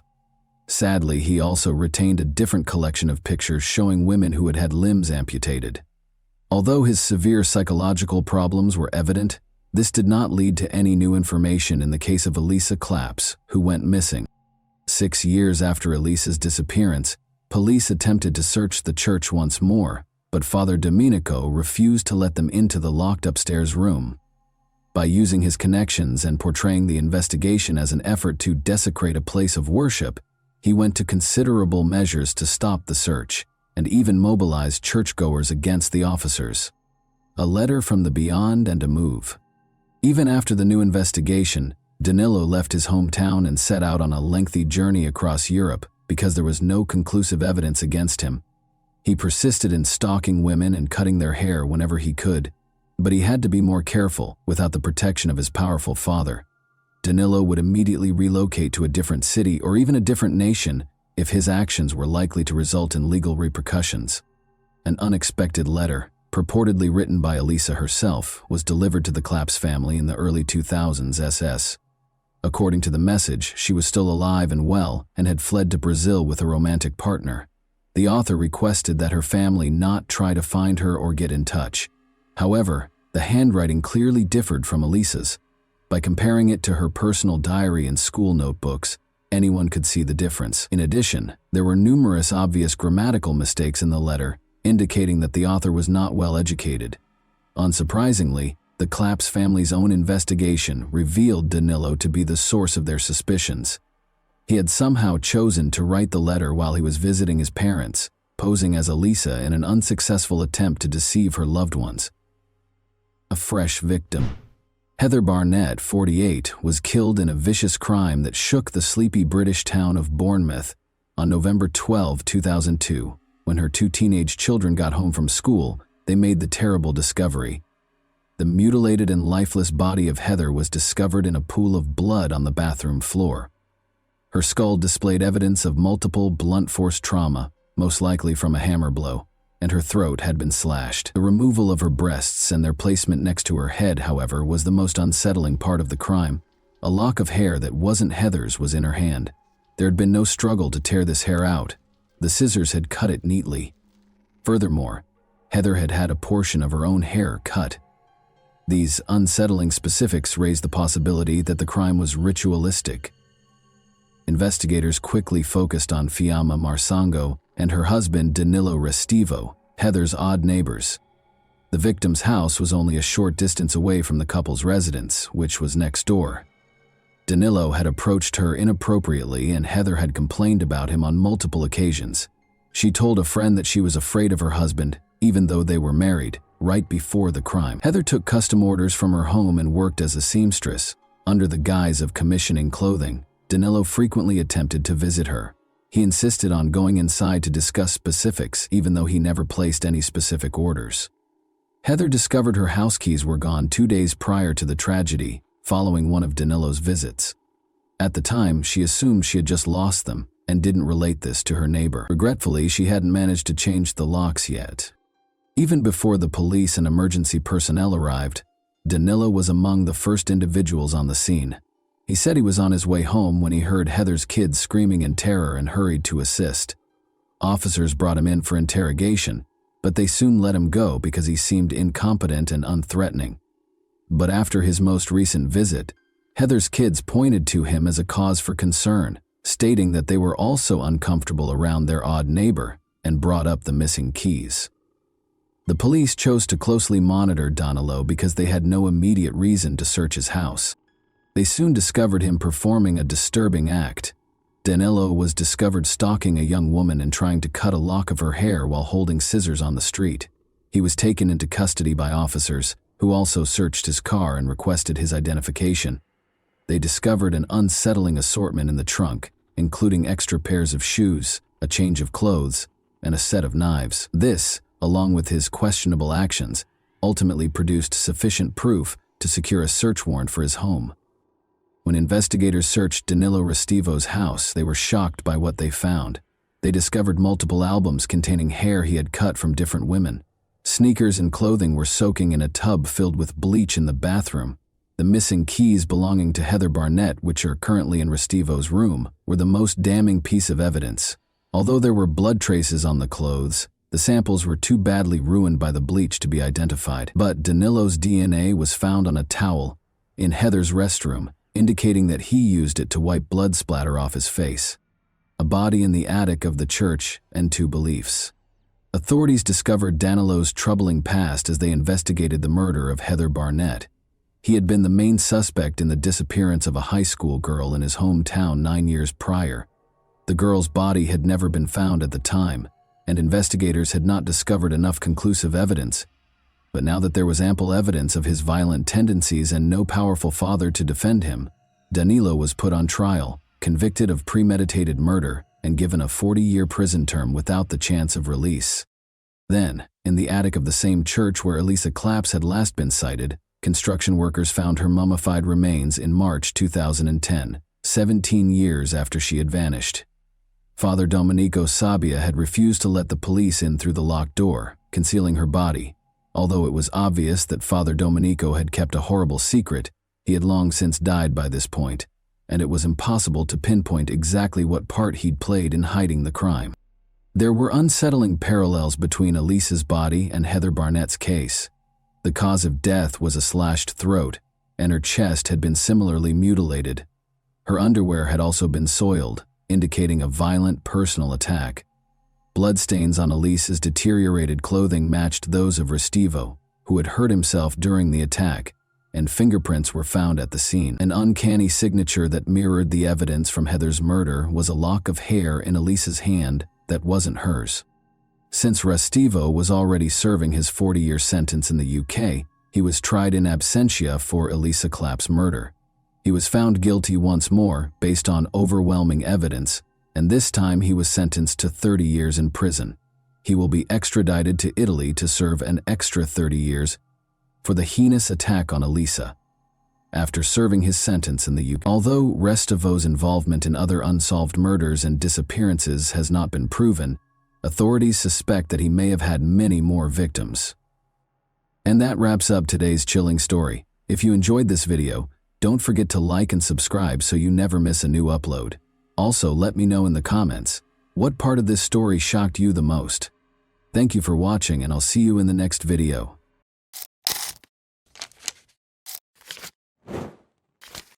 Hey guys, welcome to my channel, and today we're going to take a look at another horrible case with you. Generally speaking, psychopath is not a recognized diagnosis. Rather, it describes a variety of personality disorders that range in severity from mild to severe. Individuals with these conditions frequently exhibit a pronounced imbalance in their behavior and character. While some feelings and emotions are totally dominant, others are noticeably absent. These people are all characterized by a poor capacity for impulse and emotion control. Today's story perfectly captures the good and pleasant appearance of someone with these qualities, as well as the true nature of their uncontrollable and excessively strong emotional reactions. Young Australian Danielle Finlay Jones was looking for her own happiness when she came across the ideal man online, someone who vowed to love her no matter what. What resulted from this, you will soon learn. On October 20, 1991, Danielle Finlay Jones was born in Cranebrook, Western Sydney. Growing up with her older brother Blake, who had always protected and cared for her, she was the youngest of two siblings. When she was only 4 years old, her parents got divorced. Danielle and Blake remained with their mother Jacqueline following the divorce, and their father was hardly involved in their lives or upbringing. Sports were Danielle's passion from an early age. Although she engaged in multiple activities concurrently, soccer was always her favorite. She joined a neighborhood soccer team when she was a schoolgirl. Since the majority of the girls in her neighborhood preferred dance or gymnastics, she initially had to play with boys. Danielle went on to become the team's captain, win multiple major sporting honors, win the respect of her teammates, and win the admiration of the supporters. She eventually began coaching young teams, and in 2017, she even served as the face of a significant marketing campaign for women's soccer. Danielle studied education and social work at the University of Sydney after graduating from high school. After graduating, she continued to play sports while working as a teacher at a nearby school. By nature, Danielle was a fighter who never gave up and consistently succeeded in her endeavors. She excelled in both fields and was able to build a successful career in both. Danielle was described as bright, well-read, and gregarious by those who knew her. She effortlessly became the life of the party and had a great sense of humor. Danielle cherished fun, dancing, and raucous parties. She was regarded as an endless source of energy and a creative powerhouse. More than her attractive features and toned athletic body, Danielle Finlay Jones was well known for her generosity and readiness to assist those in need. Not surprisingly, she attracted attention, and numerous men attempted to win her love. But Danielle put her work and fitness above her personal life, putting relationships not only on the back burner, but also far behind her athletic and professional goals. Danielle remained in her mother Jacqueline's house even after she became an independent adult. They behaved more like best friends than mother and daughter because they were so close. They were verbally compatible, spent almost all of their free time together, and shared everything, including going to concerts, social gatherings, and even club nights. They never had significant arguments or secrets. Danielle started giving having children serious thought by the time she was in her 30s. Despite having a good job, a stable income, and a wide network of friends, she was still very lonely. She yearned for love and a fulfilling relationship with someone she could fully trust, someone she could spend her days with and grow old with. Danielle had a lot of admirers, but she had no experience in committed relationships. Despite dating and getting lots of attention, she had never considered her boyfriends to be life partners. She didn't hesitate to end the relationship if it ever got in the way of her professional or personal objectives. She was prepared for something more substantial and long-lasting now, though. Danielle regularly engaged with friends and acquaintances on the various social media platforms she actively maintained.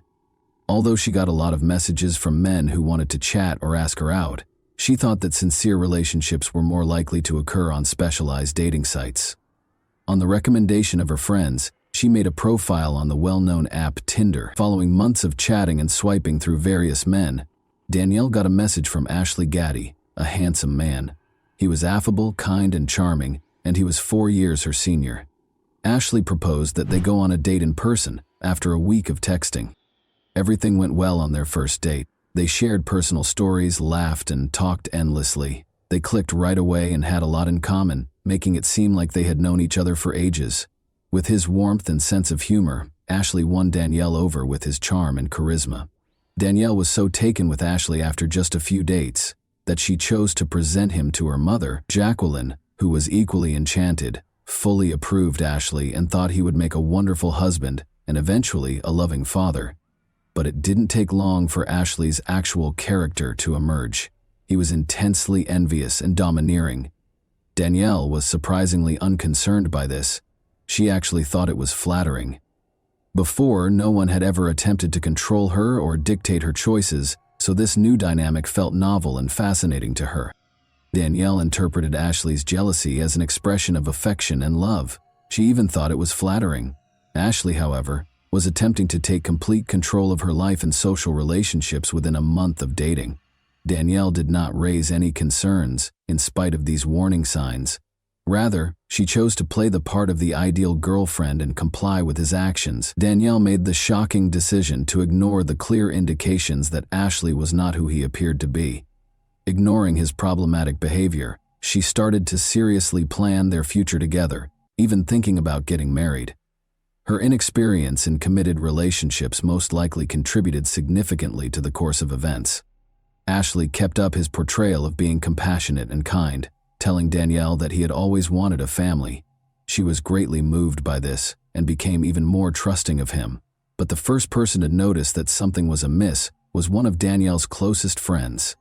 She observed that Ashley's jealousy occasionally turned into unpredictable actions, giving the impression that he was someone entirely different. However, Danielle ignored her friend's worries because she was too preoccupied with her own feelings. Danielle introduced Ashley to her mother and several close friends during their month-long relationship, but the majority of those in her social circle were only aware of him through her tales. Danielle intended to introduce Ashley to more of her friends at a friendly get-together at a well-known city bar on Saturday, December 17, 2022. The group got together at the bar to enjoy drinks, dancing, and light conversation during the evening. Ashley left a lasting impact. He was gregarious, courteous, and amiable. He and Danielle sat together all evening, frequently holding hands and grinning at each other. There was no sign of any impending conflict, and they appeared to be a happy and loving couple. Since Danielle had never intended to enter into committed long-term relationships, she had never introduced her previous boyfriends to her friends. However, things were different this time. Considering that they had only been dating for a little more than a month, she surprised everyone by presenting Ashley almost like a fiancé. Nevertheless, her friends recognized the significance of this relationship for her. Everything appeared to be going well until someone in the group proposed a game in which everyone would respond at random to daring and thought-provoking questions. People spontaneously came up with original and eccentric questions, and it was all in good fun. Danielle was asked if she had ever had a one-night stand with a stranger when it was her turn. There was silence in the room. Danielle paused, then smiled shyly and confessed that she had, obviously embarrassed. At that point, Ashley's attitude changed significantly. He became hostile and unpredictable, and his face hardened. He grabbed Danielle by the arm, twisted her around, and started shouting at her in front of everyone. Using harsh and derogatory language, he accused her of being careless and immoral. The other guests were taken aback and couldn't tell if Ashley was kidding or taking it seriously.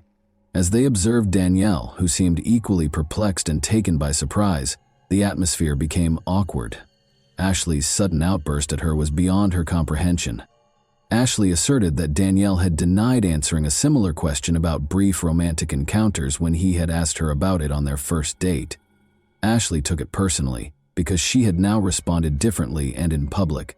He experienced an uncontrollable and intense emotional reaction as a result of her thoughtless response in the playful game. He just blew up with rage, and his condition almost went out of control.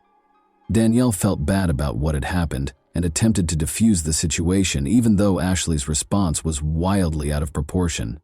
Ashley angrily shoved her away and hurried out of the bar when she tried to make amends. He persisted in the argument even outside, sending her a string of derogatory texts. Danielle expressed regret to her friends for the incident and promised to speak with Ashley in person to try to soothe him. She found him outside and stayed away from him for 15 minutes or so before they went back to the bar together. They resumed their seats with the group as though nothing had occurred. Although the awkward tension among those who had witnessed it persisted, it appeared that the argument had been settled. In an effort to prevent more confrontation, no one brought up the incident again. The group attributed it to stress, alcohol, and anxiety related to meeting new people. Ashley remained composed throughout the rest of the evening, which went by without incident. At midnight, the group started to disperse. Danielle had already made plans to spend the night with Ashley at her friend Taylor's house because she had a long way to go home. Taylor didn't mind because the bar was only a 20-minute drive from his suburban home. Rachel, Taylor's girlfriend, offered to drive them there since she hadn't had any alcohol that evening. On the lower level of his house, Taylor set up a comfortable guest room for Danielle and Ashley. It was a large bedroom with a separate bathroom.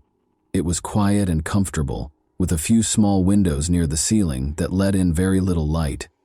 Thanking their host for his hospitality, Danielle and Ashley took their seats for the night. The couple appeared to be calm and collected, as if nothing had happened, and the earlier argument had apparently been forgotten. Taylor awoke to odd sounds emanating from the guest room at around 3 in the morning. Rachel, his girlfriend, also stirred and gave him a curious look. They heard what sounded like muffled cries and faint thuds. They ignored the sounds and returned to their sleep, assuming the couple had made up and were having a private moment. The house became quiet in a matter of minutes, and they slept peacefully until Taylor and Rachel woke up at 10:30 a.m. Their guests had not yet left the room, which surprised them. The couple chose not to bother them out of respect for their privacy and the assumption that they were getting some rest after the night before. However, as 2 p.m. drew closer, and Taylor went downstairs to see how Danielle and Ashley were doing, since they were still nowhere to be seen. He gently rapped on the door but received no answer. He knocked more loudly after a brief pause, but nothing changed. Taylor cautiously opened the door and took a quick look inside out of concern. It looked like the room was empty at first. There was no bed made. Danielle's shoes were carefully laid out on the floor and her clothes were slung over a chair. But there was something unnerving about the room's strange silence. A blanket on the floor close to the wall caught Taylor's attention as soon as he entered. He could see the outline of a body beneath it. Taylor hurried over and lifted the blanket in panic. Danielle was brutally attacked and strangled, and her lifeless body was found on the floor, naked. Her face had been reduced to a terrible jumble of blood and wounds, so badly deformed that it was nearly unrecognizable. Her body was cold and stiff, and she had no signs of life, as if she had been dead for hours. Ashley was nowhere to be seen, but the guest room's partially open window suggested that he might have gotten away undetected. Taylor told Rachel everything as she fled the room in terror. The couple called the police and emergency services right away because they were frightened and shaken. But for Danielle, it was too late. Only her death could be confirmed by paramedics. They initially determined that she had passed away at around 3 in the morning, which coincided with Taylor and Rachel hearing the odd sounds coming from the guest room. They might have been able to save her life if they had checked on her at that time. After Danielle's body was removed for forensic analysis, the horrific severity of her wounds was discovered. She had been severely beaten with bare hands, as evidenced by the multiple wounds she had sustained prior to her death.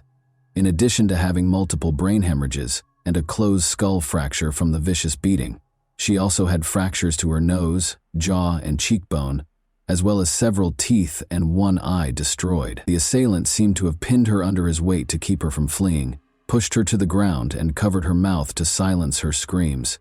Then he pounded his fist repeatedly, methodically hitting her head. Danielle probably passed out at some point, but the attack went on. With unrelenting aggression, the attacker alternated between fists and strikes. Mechanical asphyxiation was identified as Danielle's cause of death. Bare hands had been used to strangle her. Ashley was unquestionably guilty of the crime based on the evidence. He didn't try to hide his identity. He just washed his hands in the restroom after the act, changed into his clothes, and fled through the window, leaving his fingerprints on the frame. Investigators quickly found a witness who reported seeing someone leave Taylor's home at 4:30 in the morning. The neighbor described the man as a white man wearing clothing that matched Ashley's outfit that evening, but she was unable to get a clear picture of his face. Investigators were pursuing the suspect when they contacted Ashley's cell phone provider and acquired a recording of a call he made to his mother shortly after the crime, at around 4 a.m. Ashley was still in the room with Danielle's body when the call came in. His frantic state was evident in the conversation. He kept saying that he had done nothing wrong while sobbing uncontrollably. He claimed to have only found Danielle's body, while Ashley insisted that someone else had entered the room and hurt her. He sounded as though he was making a valiant effort to persuade himself and his mother of this made-up story. Luckily, authorities were able to track Ashley's location because he neglected to turn off his phone after the call. He had apparently tried to hide in a remote mountainous area where he had fled. Eventually, police found him by a precipitous cliff close to a picturesque overlook. Ashley jumped over the safety barrier and clung to the cliff's edge as they got closer, threatening to jump if anyone got too close. Psychologists and negotiators with specialized training were sent to the scene. They tried to reassure Ashley for hours that he had nothing to fear if he was really innocent.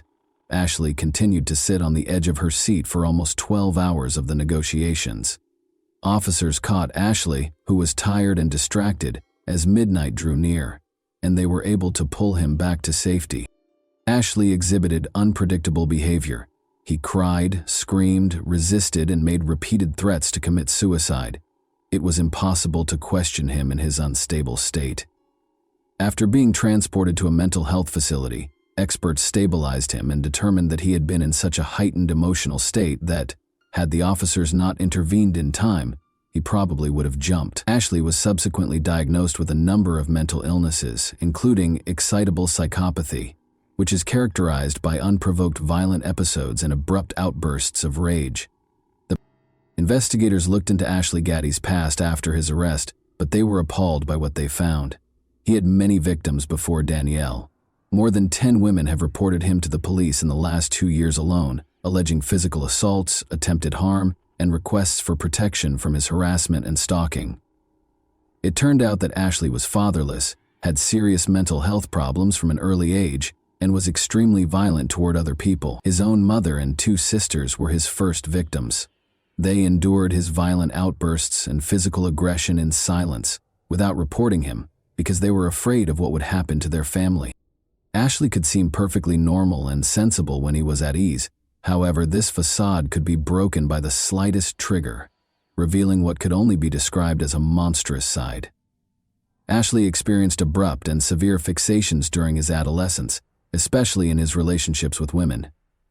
His attractive appearance and endearing nature made it easy for him to find new romantic partners. However, he soon saw these women as his property after becoming involved. He would become violent if a girlfriend attempted to argue with him. When a partner broke up with her, he would start stalking and attacking her whenever he had the chance.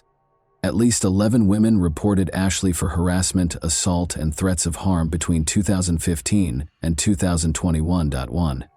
In 4 of these cases, the victims withdrew their statements after the matter was somehow settled amicably, but the other women were able to get restraining orders to prevent him from coming. Ashley brutally attacked and almost strangled one of his girlfriends at the beginning of 2021. Ashley was found guilty after the woman brought the case to court. However, he only had to deal with a fine, community service, and a restraining order that forbade him from getting in touch with the victim. Ashley severely injured another woman in an attack later that summer. She filed a police report accusing him of attempted harm after barely escaping. Ashley was mandated to have a mental health assessment this time. He was given a lenient sentence by the court, which included 3 months in jail and an order to reimburse the victim, even though it was determined that he posed a high risk of reoffending. Ashley targeted a second ex-girlfriend in 2022. He tried to strangle her after she left him by breaking into her room late at night. Her parents were awakened by the woman's scream, and they stepped in, called the police, and prevented her from suffering any more injuries. The court was lenient even in this case, giving Ashley a prison sentence of only 6 months. Only 3.5 months into his sentence, just before he met Danielle Finlay Jones, he was released. The horrific crime committed against Danielle Finlay Jones received a lot of media coverage, with news broadcasts and newspapers both devoting sections to the case. 14 more women came forward to police during the investigation, stating that they had also been harmed by Ashley Gaddy at different times, but had kept quiet out of concern for reprisals. There were notable parallels between their stories. After a few dates, Ashley changed from being a nice and charming guy to a predator who attacked, beat, and tried to strangle them. Interestingly, the offender only ever used his bare hands and never used any weapons. Many of these women testified as victims in court, expressing fear that Ashley would once more get away with little punishment, be freed, and seek retribution against them. Given how frequently the repeat offender had been given light sentences or administrative sanctions for serious offenses, their concerns appeared to be well-founded. Justice might finally catch up to Gaddy this time, it seemed. He was the direct target of overwhelming evidence that he had committed a horrible act. But before the formal sentencing could happen, Ashley was discovered hanging in his jail cell on April 6, 2024. Although it appeared that he had committed suicide, his actions raised suspicions. Ashley was certain that he would be deemed insane and placed in a more comfortable mental health facility rather than a jail cell, because he displayed no remorse for his actions. Given these facts, some believed that Ashley's cellmates may have contributed to his demise, especially since he had allegedly attacked them several times. Danielle's murder devastated her family. Her brother and mother found it difficult to deal with the loss and turned their sorrow into activism. They started advocating for more stringent laws governing dating apps, suggesting background checks that would automatically flag users with significant criminal records. By enabling people to recognize possible dangers before entering into a relationship, they aimed to assist others in avoiding unintentionally running into dangerous people. And that wraps up today's chilling story. If you enjoyed this video, don't forget to like and subscribe so you never miss a new upload. Also, let me know in the comments, what part of this story shocked you the most? Thank you for watching, and I'll see you in the next video.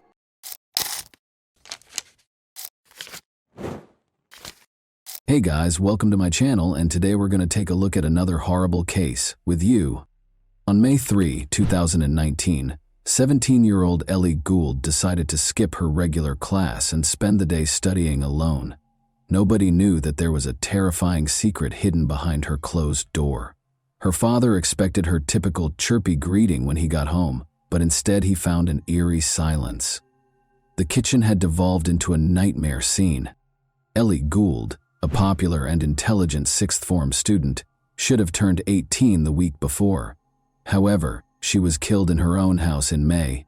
Ellie was lying there, a motionless figure in a pool of blood, a knife by her arms, stab wounds at her throat, not the lively girl her father had known. Her eyes, which had once been determined mirrors, gazed straight ahead. There were more questions in the air. Why would a young girl who followed her dreams, Ellie, commit suicide? However, there was more to this tale than first appeared. Before Ellie said her final goodbyes, rumors of another eerie presence in the house began to circulate after a silver Ford Fiesta was spotted close to her residence. Who was this invisible person? Were they complicit in the murder of Ellie? The crucial question still stood. Was this a horrific murder or an act of self-harm?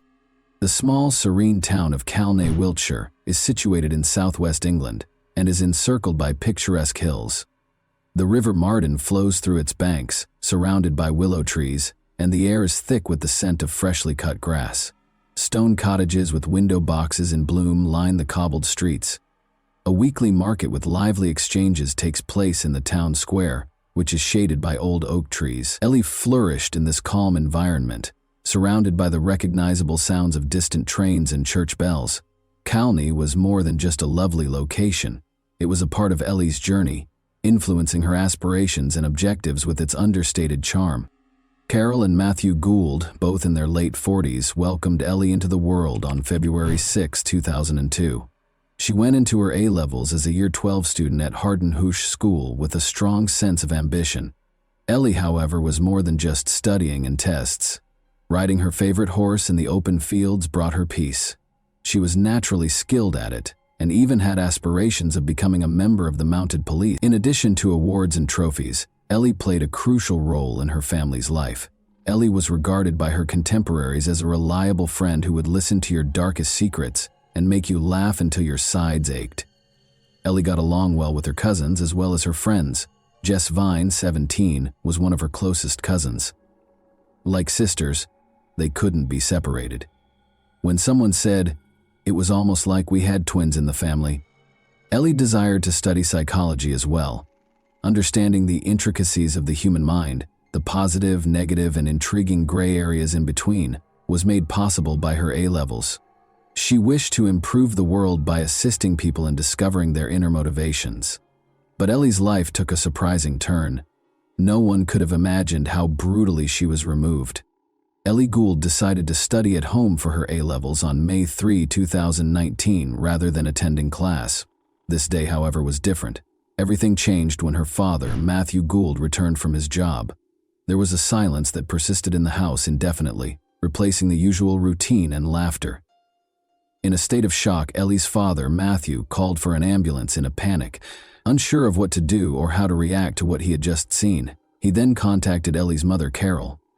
His once bright daughter was now lying on the floor, her laugh gone, her beautiful face scarred, her eyes open and emotionless. Ellie had been lying dead in her kitchen for at least 4 hours, according to the Wiltshire police investigation. Unbelievably, she had 13 separate neck stab wounds and displayed symptoms of strangulation. Even the best surgeons or first aid would not have been able to save her due to the violent and upsetting nature of the stabbing. There was nothing to be done about the terrible and tragic circumstances. The police soon came to the conclusion that Ellie couldn't have done this to herself, and that there was little possibility that a stranger was to blame. They assumed it wasn't an outsider because nothing in the house was disturbed. The evidence indicated that it wasn't an outsider, which left the police perplexed. They began looking into more intimate circles, such as Ellie's friends, family, or acquaintances. This case was made even more complex by the fact that the motive was still unknown. Still in disbelief, her parents first thought that Ellie might have hurt herself unintentionally or fallen off a chair, but her father, Matthew, stopped and rethought the whole thing. Maybe he had a feeling something was wrong, or that there might be more to it than first appeared. When a neighbor gave a vital lead, the breakthrough occurred. Earlier that day, they had noticed a slender, unnamed male guest at Ellie's house. The police investigation was centered on this description, even though they were unable to see the person's face. The case took a major turn when the search for this enigmatic young man began. Detective Jim Taylor, the investigator, and his team acted quickly to interview all of Ellie's friends after learning of this lead. They began with Ellie Gould's friend and classmate, 17-year-old Ellie Welling. On May 3, 2019, the day of Ellie Gould's untimely death, Ellie Welling was scheduled to pick her up. The police reached a dead end after speaking with Ellie's friends, but they were distracted when they noticed a strange car driving toward Ellie's house.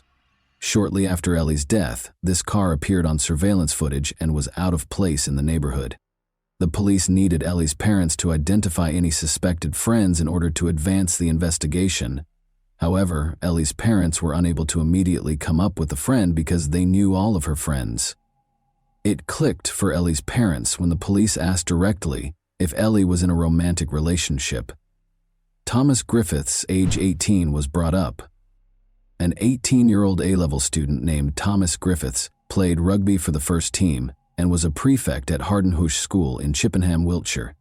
He was raised in a decent household and put in a lot of effort to earn the chance at a promising future.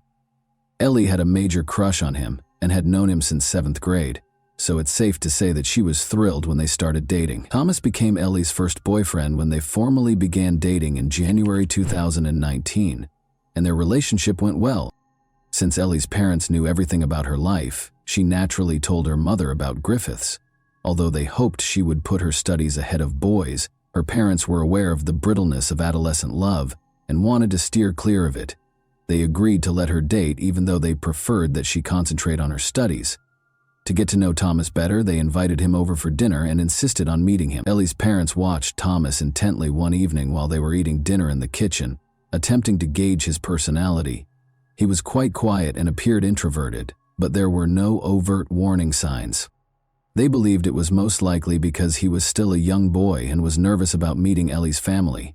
Ellie's parents were supportive and understanding, and they were eager to give her space because they knew she was a smart and self-sufficient child. But they watched Thomas and silently pondered why Ellie had picked someone who didn't seem to be a good fit for her. They were certain that Ellie and Thomas couldn't be together, but they didn't say anything because they respected Ellie's opinion. They made the decision to give Thomas a chance in the hopes that Ellie would be happy.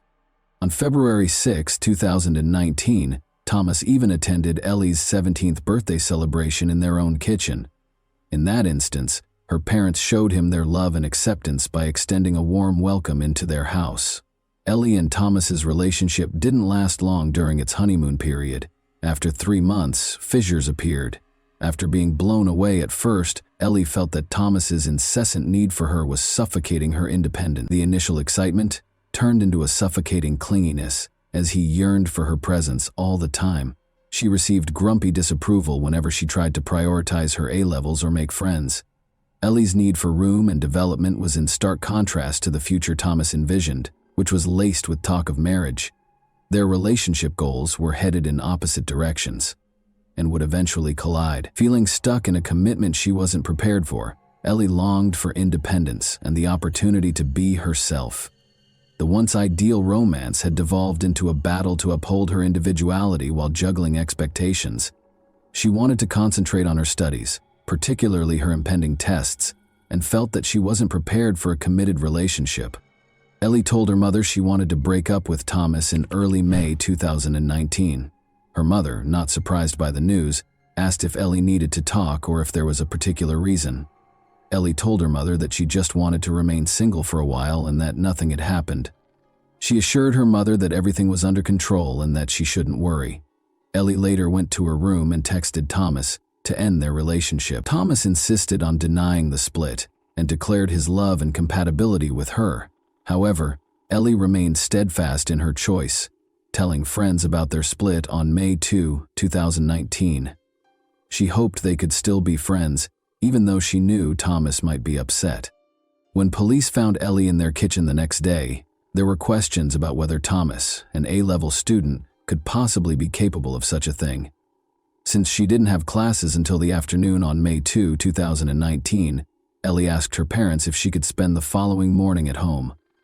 Before going to school in the afternoon for her history class, she intended to prepare for her tests. She made arrangements for a friend, Ellie Welling, to come get her at 12 p.m. on May 3, 2019, the following morning, to attend school together. Griffiths and Ellie were both sixth formers at Hardenhush School in Chippenham on the day that Griffiths' mother dropped him off. Thomas walked into the school cafeteria and asked Ellie's friends where she was.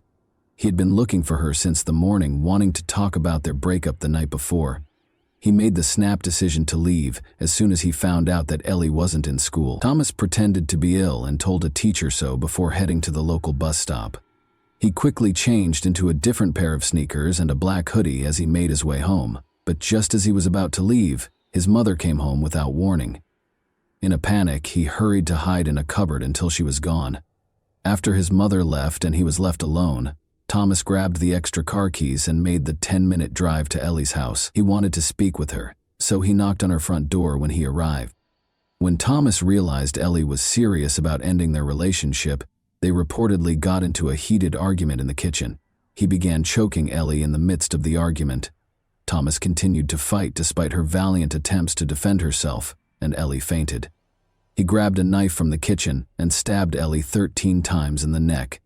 She was unable to defend herself, but he washed the knife to get his fingerprints off it when he noticed she had stopped moving. In order to make it appear as though Ellie had caused her own harm, he then set up the scene. Once he had cleaned up the scene, he pretended to be Ellie and texted a friend using her phone. He took this action to make sure Ellie's body wasn't discovered until much later in the day. Ellie unintentionally scratched Thomas's face and neck while defending herself. Upon noticing these marks, Thomas devised a scheme to conceal his actions. In a group chat, he expressed to his friends how devastated he was by the breakup and even claimed that he was intentionally harming himself. He then suggested that they meet up to discuss their relationship while sending messages to Ellie's phone, as though he was not aware of anything out of the ordinary. To ask Thomas about Ellie, the police visited his home. His neck, which had new scratches from Ellie's brutal murder of him, caught their attention right away. The police were aware that there was more to the story, even though Thomas denied any involvement in Ellie's murder. Investigators looked at the family's Wi-Fi router settings and found that shortly after Thomas got home from school on May 3, his phone disconnected from the home network. It didn't reconnect until after 12 p.m. after being offline for several hours. Suspecting that this period coincided with Ellie's murder, they examined surveillance footage surrounding Ellie's home to learn more. A silver Ford Fiesta was seen leaving Ellie's neighborhood at 11:56 a.m. on CCTV footage from a passing bus. The police were able to identify the Griffiths family because the car's registration number was visible. Thomas was clearly implicated as the driver because no other family members were present at the time. Thomas steadfastly denied any involvement in Ellie's murder or presence at the crime scene, in spite of this evidence. Thomas's phone connected to the home network after 12 p.m., but disconnected for an 18-minute period, police found after closely examining the family's Wi-Fi router. When the police focused on the area around them, they noticed a wooded area. They walked to the woods in precisely 9 minutes after leaving Thomas's front door. When the 9-minute mark came, they stopped and looked around. Investigators found a pair of black sneakers that contained Ellie's blood during the search in Thomas's room, which further added to the growing body of evidence. They also quickly found a black bin liner that contained blood-stained napkins, clothing, and towels that were later found to contain Ellie's DNA. Thomas was then taken into custody and accused of killing Ellie Gould. Thomas admitted in August 2019 that he intended to enter a guilty plea to the offense. He described going to Ellie's house early on May 2, confessing to a fight and a blackout, and stating that he was unable to remember what happened next. In a heartbreaking statement, Ellie's mother, Carol, recalled how the family welcomed Griffiths into their home and even shared in Ellie's birthday celebration, demonstrating their faith in him. After Ellie was murdered, she described the unthinkable experience of holding her cold hand, pain no parent should have to go through. At first, she was shocked that Griffiths, the naive boy who cherished their daughter, would hurt Ellie. Ellie's father, Matthew, talked about how the eerie sight of her still body plagued his sleep and daily activities constantly.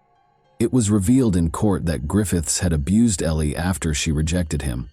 According to the autopsy, she was first rendered unconscious by pressure on her neck, then she was stabbed more than a dozen times before escaping. To trick investigators, Griffith set up the scene and put Ellie's hand on the knife he had left close to her neck. He even made a desperate attempt to convince his friends that the scratches on his face were self-inflicted. Thomas Griffiths was given a life sentence with the possibility of release after 12 years by the Bristol Crown Court in November 2019. Griffith's letter of apology was read aloud in court. Ellie's mother shook her head while gazing at Thomas. The court also pointed out that his use of a knife from the victim's home does not imply premeditation, taking into account his age as a mitigating factor, since life sentences for those under the age of 18 are prohibited by UK law. At the age of 29, Thomas Griffiths would be eligible for parole in 2031. The tragic tale of Ellie Gould served as a poignant reminder of the frailty of life and the ruthless robbery of dreams. She lost her future, her love, and her hopes. In addition, her predicament brought to light the difficulties in relationships that appear to be ideal. The sorrow of losing Ellie and the unrelenting quest for justice served as a warning to be careful who we allow into our lives. More generally, Carol Gould's advocacy for harsher punishments in situations such as Ellie's led to crucial discussions regarding domestic abuse and juvenile offender sentencing. Ellie's law, Carol's initiative, aimed to address the disparity in sentencing between those who bring weapons and those who use found weapons in heinous crimes, as well as for adolescent killers. Ellie's mother, Carol, and her family achieved victory after 2 arduous campaigns. Those who fought so hard for justice were relieved when, 2 years later, this new law made it possible for teenage killers to receive sentences of up to 27 years. And that wraps up today's chilling story. If you enjoyed this video, don't forget to like and subscribe so you never miss a new upload. Also, let me know in the comments what part of this story shocked you the most. Thank you for watching, and I'll see you in the next video.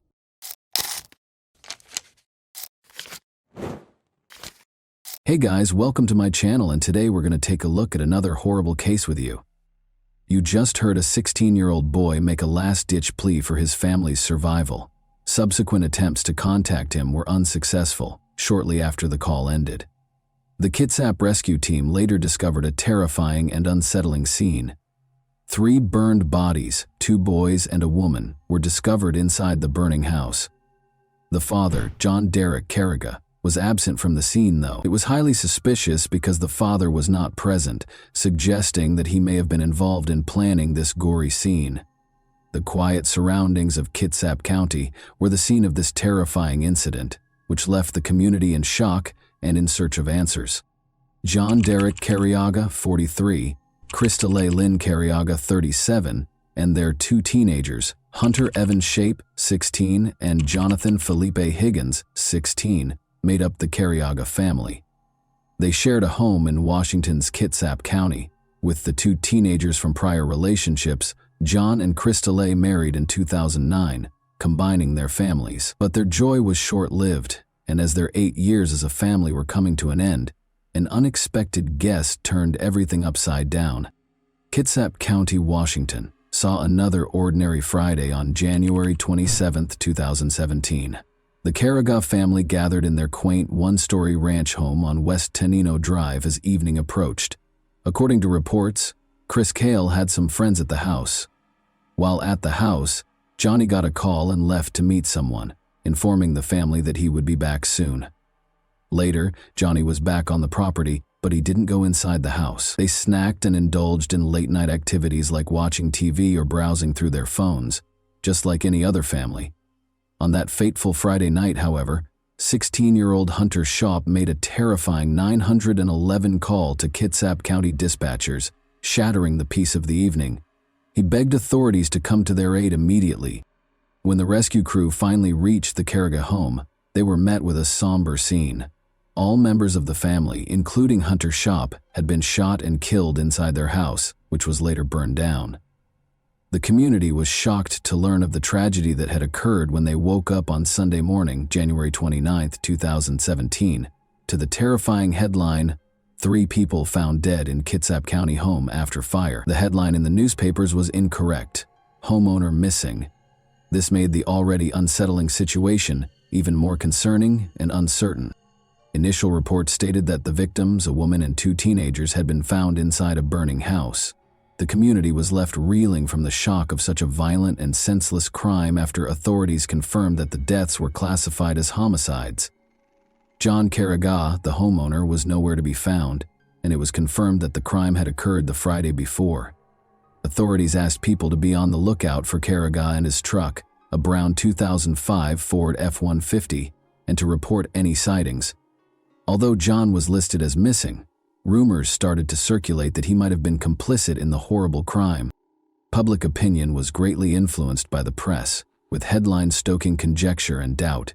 The reference to someone here with a gun only served to heighten anxiety about Carriga, but it quickly became clear that the media had erred greatly in reporting that 16-year-old Hunter Shape, who had made the upsetting 911 call before tragically passing away from his injuries, was still alive. Some startling information surfaced as investigators worked on the case, highlighting the heinousness of the crime. More than $50,000 in cash was found concealed in a strong box in the main bedroom. along with an additional $7,000 in a money bag, and shell casings, mostly 9mm, were found on the back deck. In a desperate attempt to find clues, law enforcement used every resource at their disposal to find Johnny Caragaga and his truck over the course of the following few days. The ongoing investigation was eventually shaken by a significant development: the finding of John Caragaga's truck. On a secluded road in North Mason County, the burned wreckage with Johnny's lifeless body inside was discovered. Authorities acted quickly after a bystander walking through the area made the discovery. The local community was asked for help by the Kitsap County Sheriff's Office, which encouraged anyone with information to come forward. The area was thoroughly examined by crime scene investigators in an effort to find any hints that could provide insight into John's death. One of the most important pieces of evidence they discovered was a single latex glove that was discovered close to the burned-out truck. Authorities appealed to residents and businesses with security cameras for any footage that might offer important insights into the case. After this discovery sparked speculation and raised questions. Lieutenant Earl Smith, the sheriff's detective, stressed the value of video evidence and urged anyone with pertinent footage to assist law enforcement.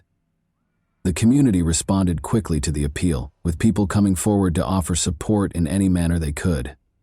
Although there was a collaborative spirit throughout the investigation, the specifics of John's death circumstances were still unknown. Detectives reported that there were indications of forced entry and visible damage to the gate on the road leading to the tree farm. There was a clear sign of some struggle amid the confusion and uncertainty, as if Johnny's truck had crashed through the gate. Many people were troubled by the memory of Hunter's shop. In her somber announcement, North Kitsap High School Principal Megan Swayze honored Hunter's memory and urged everyone who knew him to treasure their time together.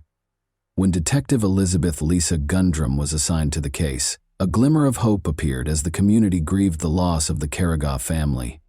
Due to a severe lack of eyewitnesses and conclusive evidence, investigators began looking into the victims' personal lives. They discovered a number of perplexing but plausible motivations in the process. In essence, these were conjectures regarding the family's financial transactions and business endeavors, which fueled theories of potential illegal activity and criminal ties. The unsettling 911 call made by one of the victims was the first thing that caught investigators' attention. What prevented Hunter from bringing up the fire, or was he perplexed? This complicated an already perplexing investigation by raising questions about the timing and motivations behind the arson.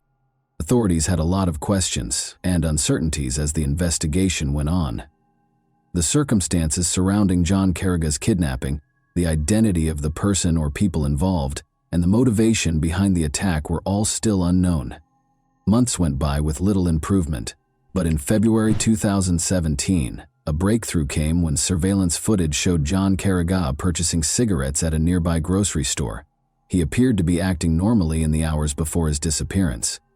Although this shed some light on his whereabouts, it produced no noteworthy leads. Then, a picture of a person of interest that was taken from surveillance footage at a Target store just days prior to the killings was made public by authorities in June 2017. Suspicions regarding their possible involvement in the crime were raised by the image, which showed a person entering the store. This demonstrated the urgency of the investigation and was the first official communication in months. Sheriff Gary Simpson confirmed that multiple people were involved in the painstakingly planned killings and underlined the need for public assistance. This made the case more complicated and led to clues regarding the suspects' intentions and relationships to the victims. Questions concerning their potential purchases and connection to the crime were raised by the request for information on the unidentified suspect who was spotted at Target 12 days prior to the killings. Could materials discovered at the crime scene or firearms purchased at the store be connected to the killings? The investigation advanced in September 2017 when Danny Kelly Jr. was identified as a person of interest. Danny had been Johnny's best man at his wedding and had been a longtime friend. According to reports, Danny and his estranged mother had a troubling encounter during which she accused him of misbehavior. According to the case report, he was arrested after repeatedly groping and approaching his mother. Authorities explained that he had not been formally charged in relation to the killings, despite his suspected involvement in the Caragaga case, which caused some concern. The murders of the Caragaga family were the year's most important local news story, as 2017 came to an end. an anonymous donor who gave $16,000 to Crime Stoppers, boosting the reward fund to $20,000, further stoked the community's long-standing sentiments. Investigators were determined to follow leads in the case even after Danny J. Kelly Jr.'s assault charges against his mother were dropped. Authorities published a longer version of Hunter Shop's terrifying 911 call on January 11, 2018. As they worked, investigators discovered that Danny was dressed in Bandito's motorcycle club gear in the video. Members of the motorcycle club were urged to provide information by investigators. This was an important step because investigators made Danny Kelly Jr.'s affiliation with the Bandito's motorcycle club public and named him as a person of interest. For those who don't know, law enforcement and intelligence organizations in several nations have identified the Bandito's motorcycle club as a motorcycle gang. Despite the club's denials of being a criminal organization, a number of its members have been found guilty of committing crimes. Over the years, the club has been the focus of numerous law enforcement operations and has a significant presence in Washington state. The Department of Justice claims that Bandito's members have been actively involved in violent crimes and methamphetamine trafficking in Washington. Surveillance footage that showed Johnny Caraga meeting someone at a nearby grocery store just before the killings drew more attention. Authorities reiterated their conviction that Bandito's motorcycle club members were directly responsible for the Caraga family killings in January 2020. The biker community was urged to provide any information that could help with the investigation. Since then, though, the case had made little to no headway and had stalled for almost 5 years. After more investigation, it was discovered that Johnny had a lengthy history of transporting and distributing drugs. During his frequent visits to California, he allegedly obtained kilograms of cocaine to distribute in Kitsap County. One of Johnny's close friends, Danny, started selling drugs directly to Robert James Watson, the head of the local Banditos chapter, as a result of his involvement with the Banditos Motorcycle Club. Indeed, despite their close relationship, the first suspects, Danny J. Kelly Jr., had a falling out with Johnny prior to the murders, allegedly over money that Danny had stolen. Other Banditos Motorcycle Club members who were considering joining the club were contacted by Johnny as he grew his distribution network in Kitsap County. The locations of Caraga and the suspects prior to, during, and following the murders were displayed by detectives using cell phone tracking. In the 10 days preceding the murders, Danny Kelly Jr. made extensive use of a prepaid mobile burner phone that he had purchased at the Silverdale Target to communicate with John Caraga. Despite the fact that the phone didn't expire until April 2017, communication ceased thereafter. When members of the Banditos were suspected of being involved in the killings, detectives in January 2020 obtained a search warrant for Robert Watson's cell phone. One of the recovered texts between Duneen and Robert Watson, dated January 23, 2020, included a comment from Duneen about the weather. "A little humid today." The Caraga family had guests over the night of the killings, but Johnny left right away after getting a call.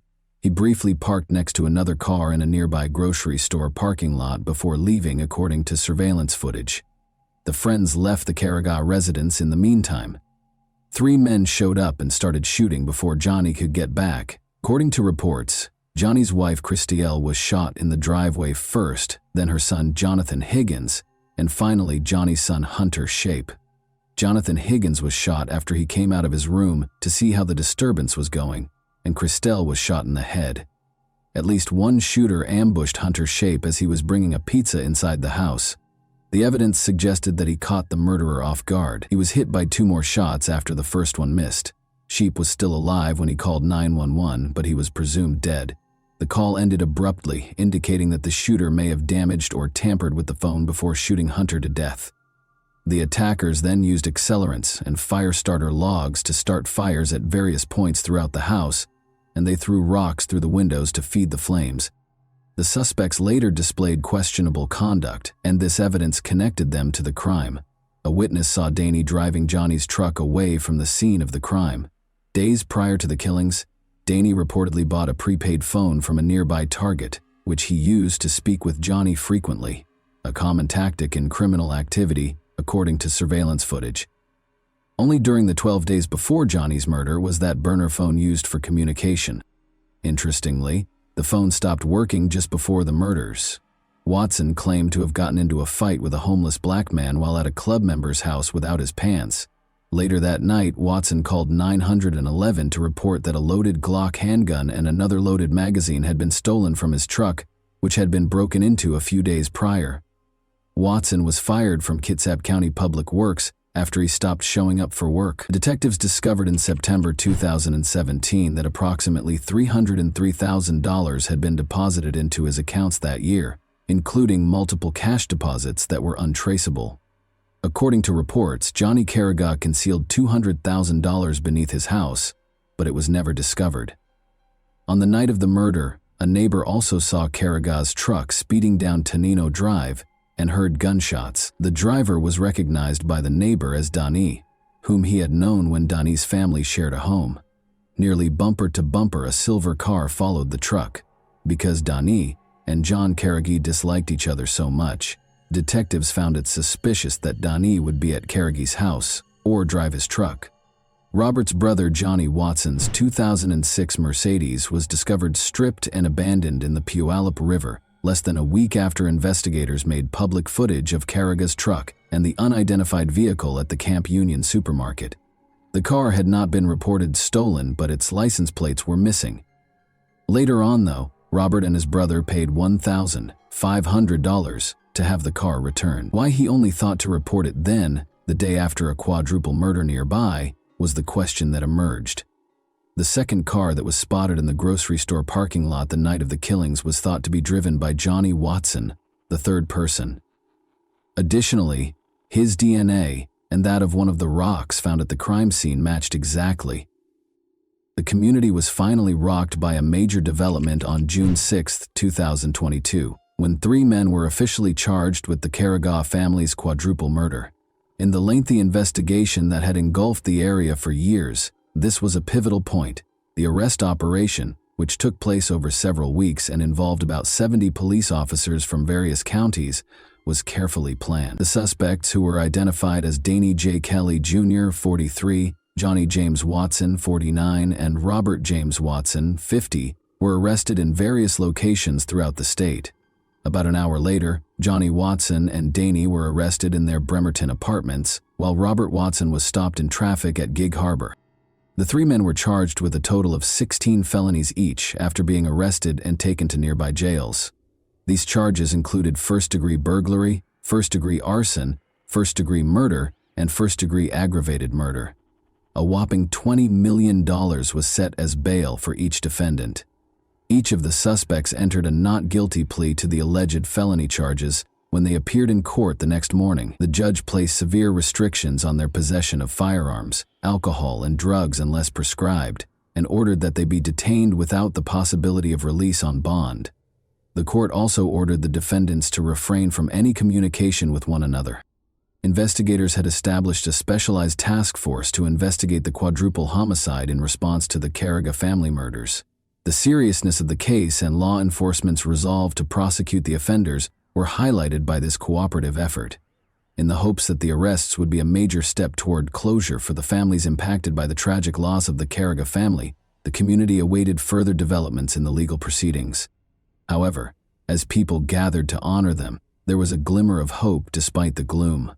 Those affected by the tragedy eagerly awaited the 3 suspects in the Carragher family murder case to be apprehended. Hunter Shope's mother, Carly Scott, had been praying for justice for years, and now her prayers had been heard. Over the years, she had pleaded so passionately for someone to come forward, and it was successful. The public provided the detectives with tips that enabled them to solve the case. Accused of ruthlessly murdering a whole family, the suspects were brought before a Kitsap County judge while being escorted into the courtroom and clearly restrained. The community was deeply scarred by their alleged crimes, which were motivated by disrespect and greed. Emotions were running high during the trial as relatives confronted the defendant and voiced their desire for justice. Given the seriousness of their acts, the suspects gave off an eerie aura. The arrests gave the victims' loved ones a sense of relief and closure despite the suffering and heartache, and this was evident throughout the Kitsap County Sheriff's Office as family members gathered to give detectives and one another nervous hugs following the arrest. And that wraps up today's chilling story. If you enjoyed this video, don't forget to like and subscribe so you never miss a new upload. Also, let me know in the comments what part of this story shocked you the most. Thank you for watching, and I'll see you in the next video.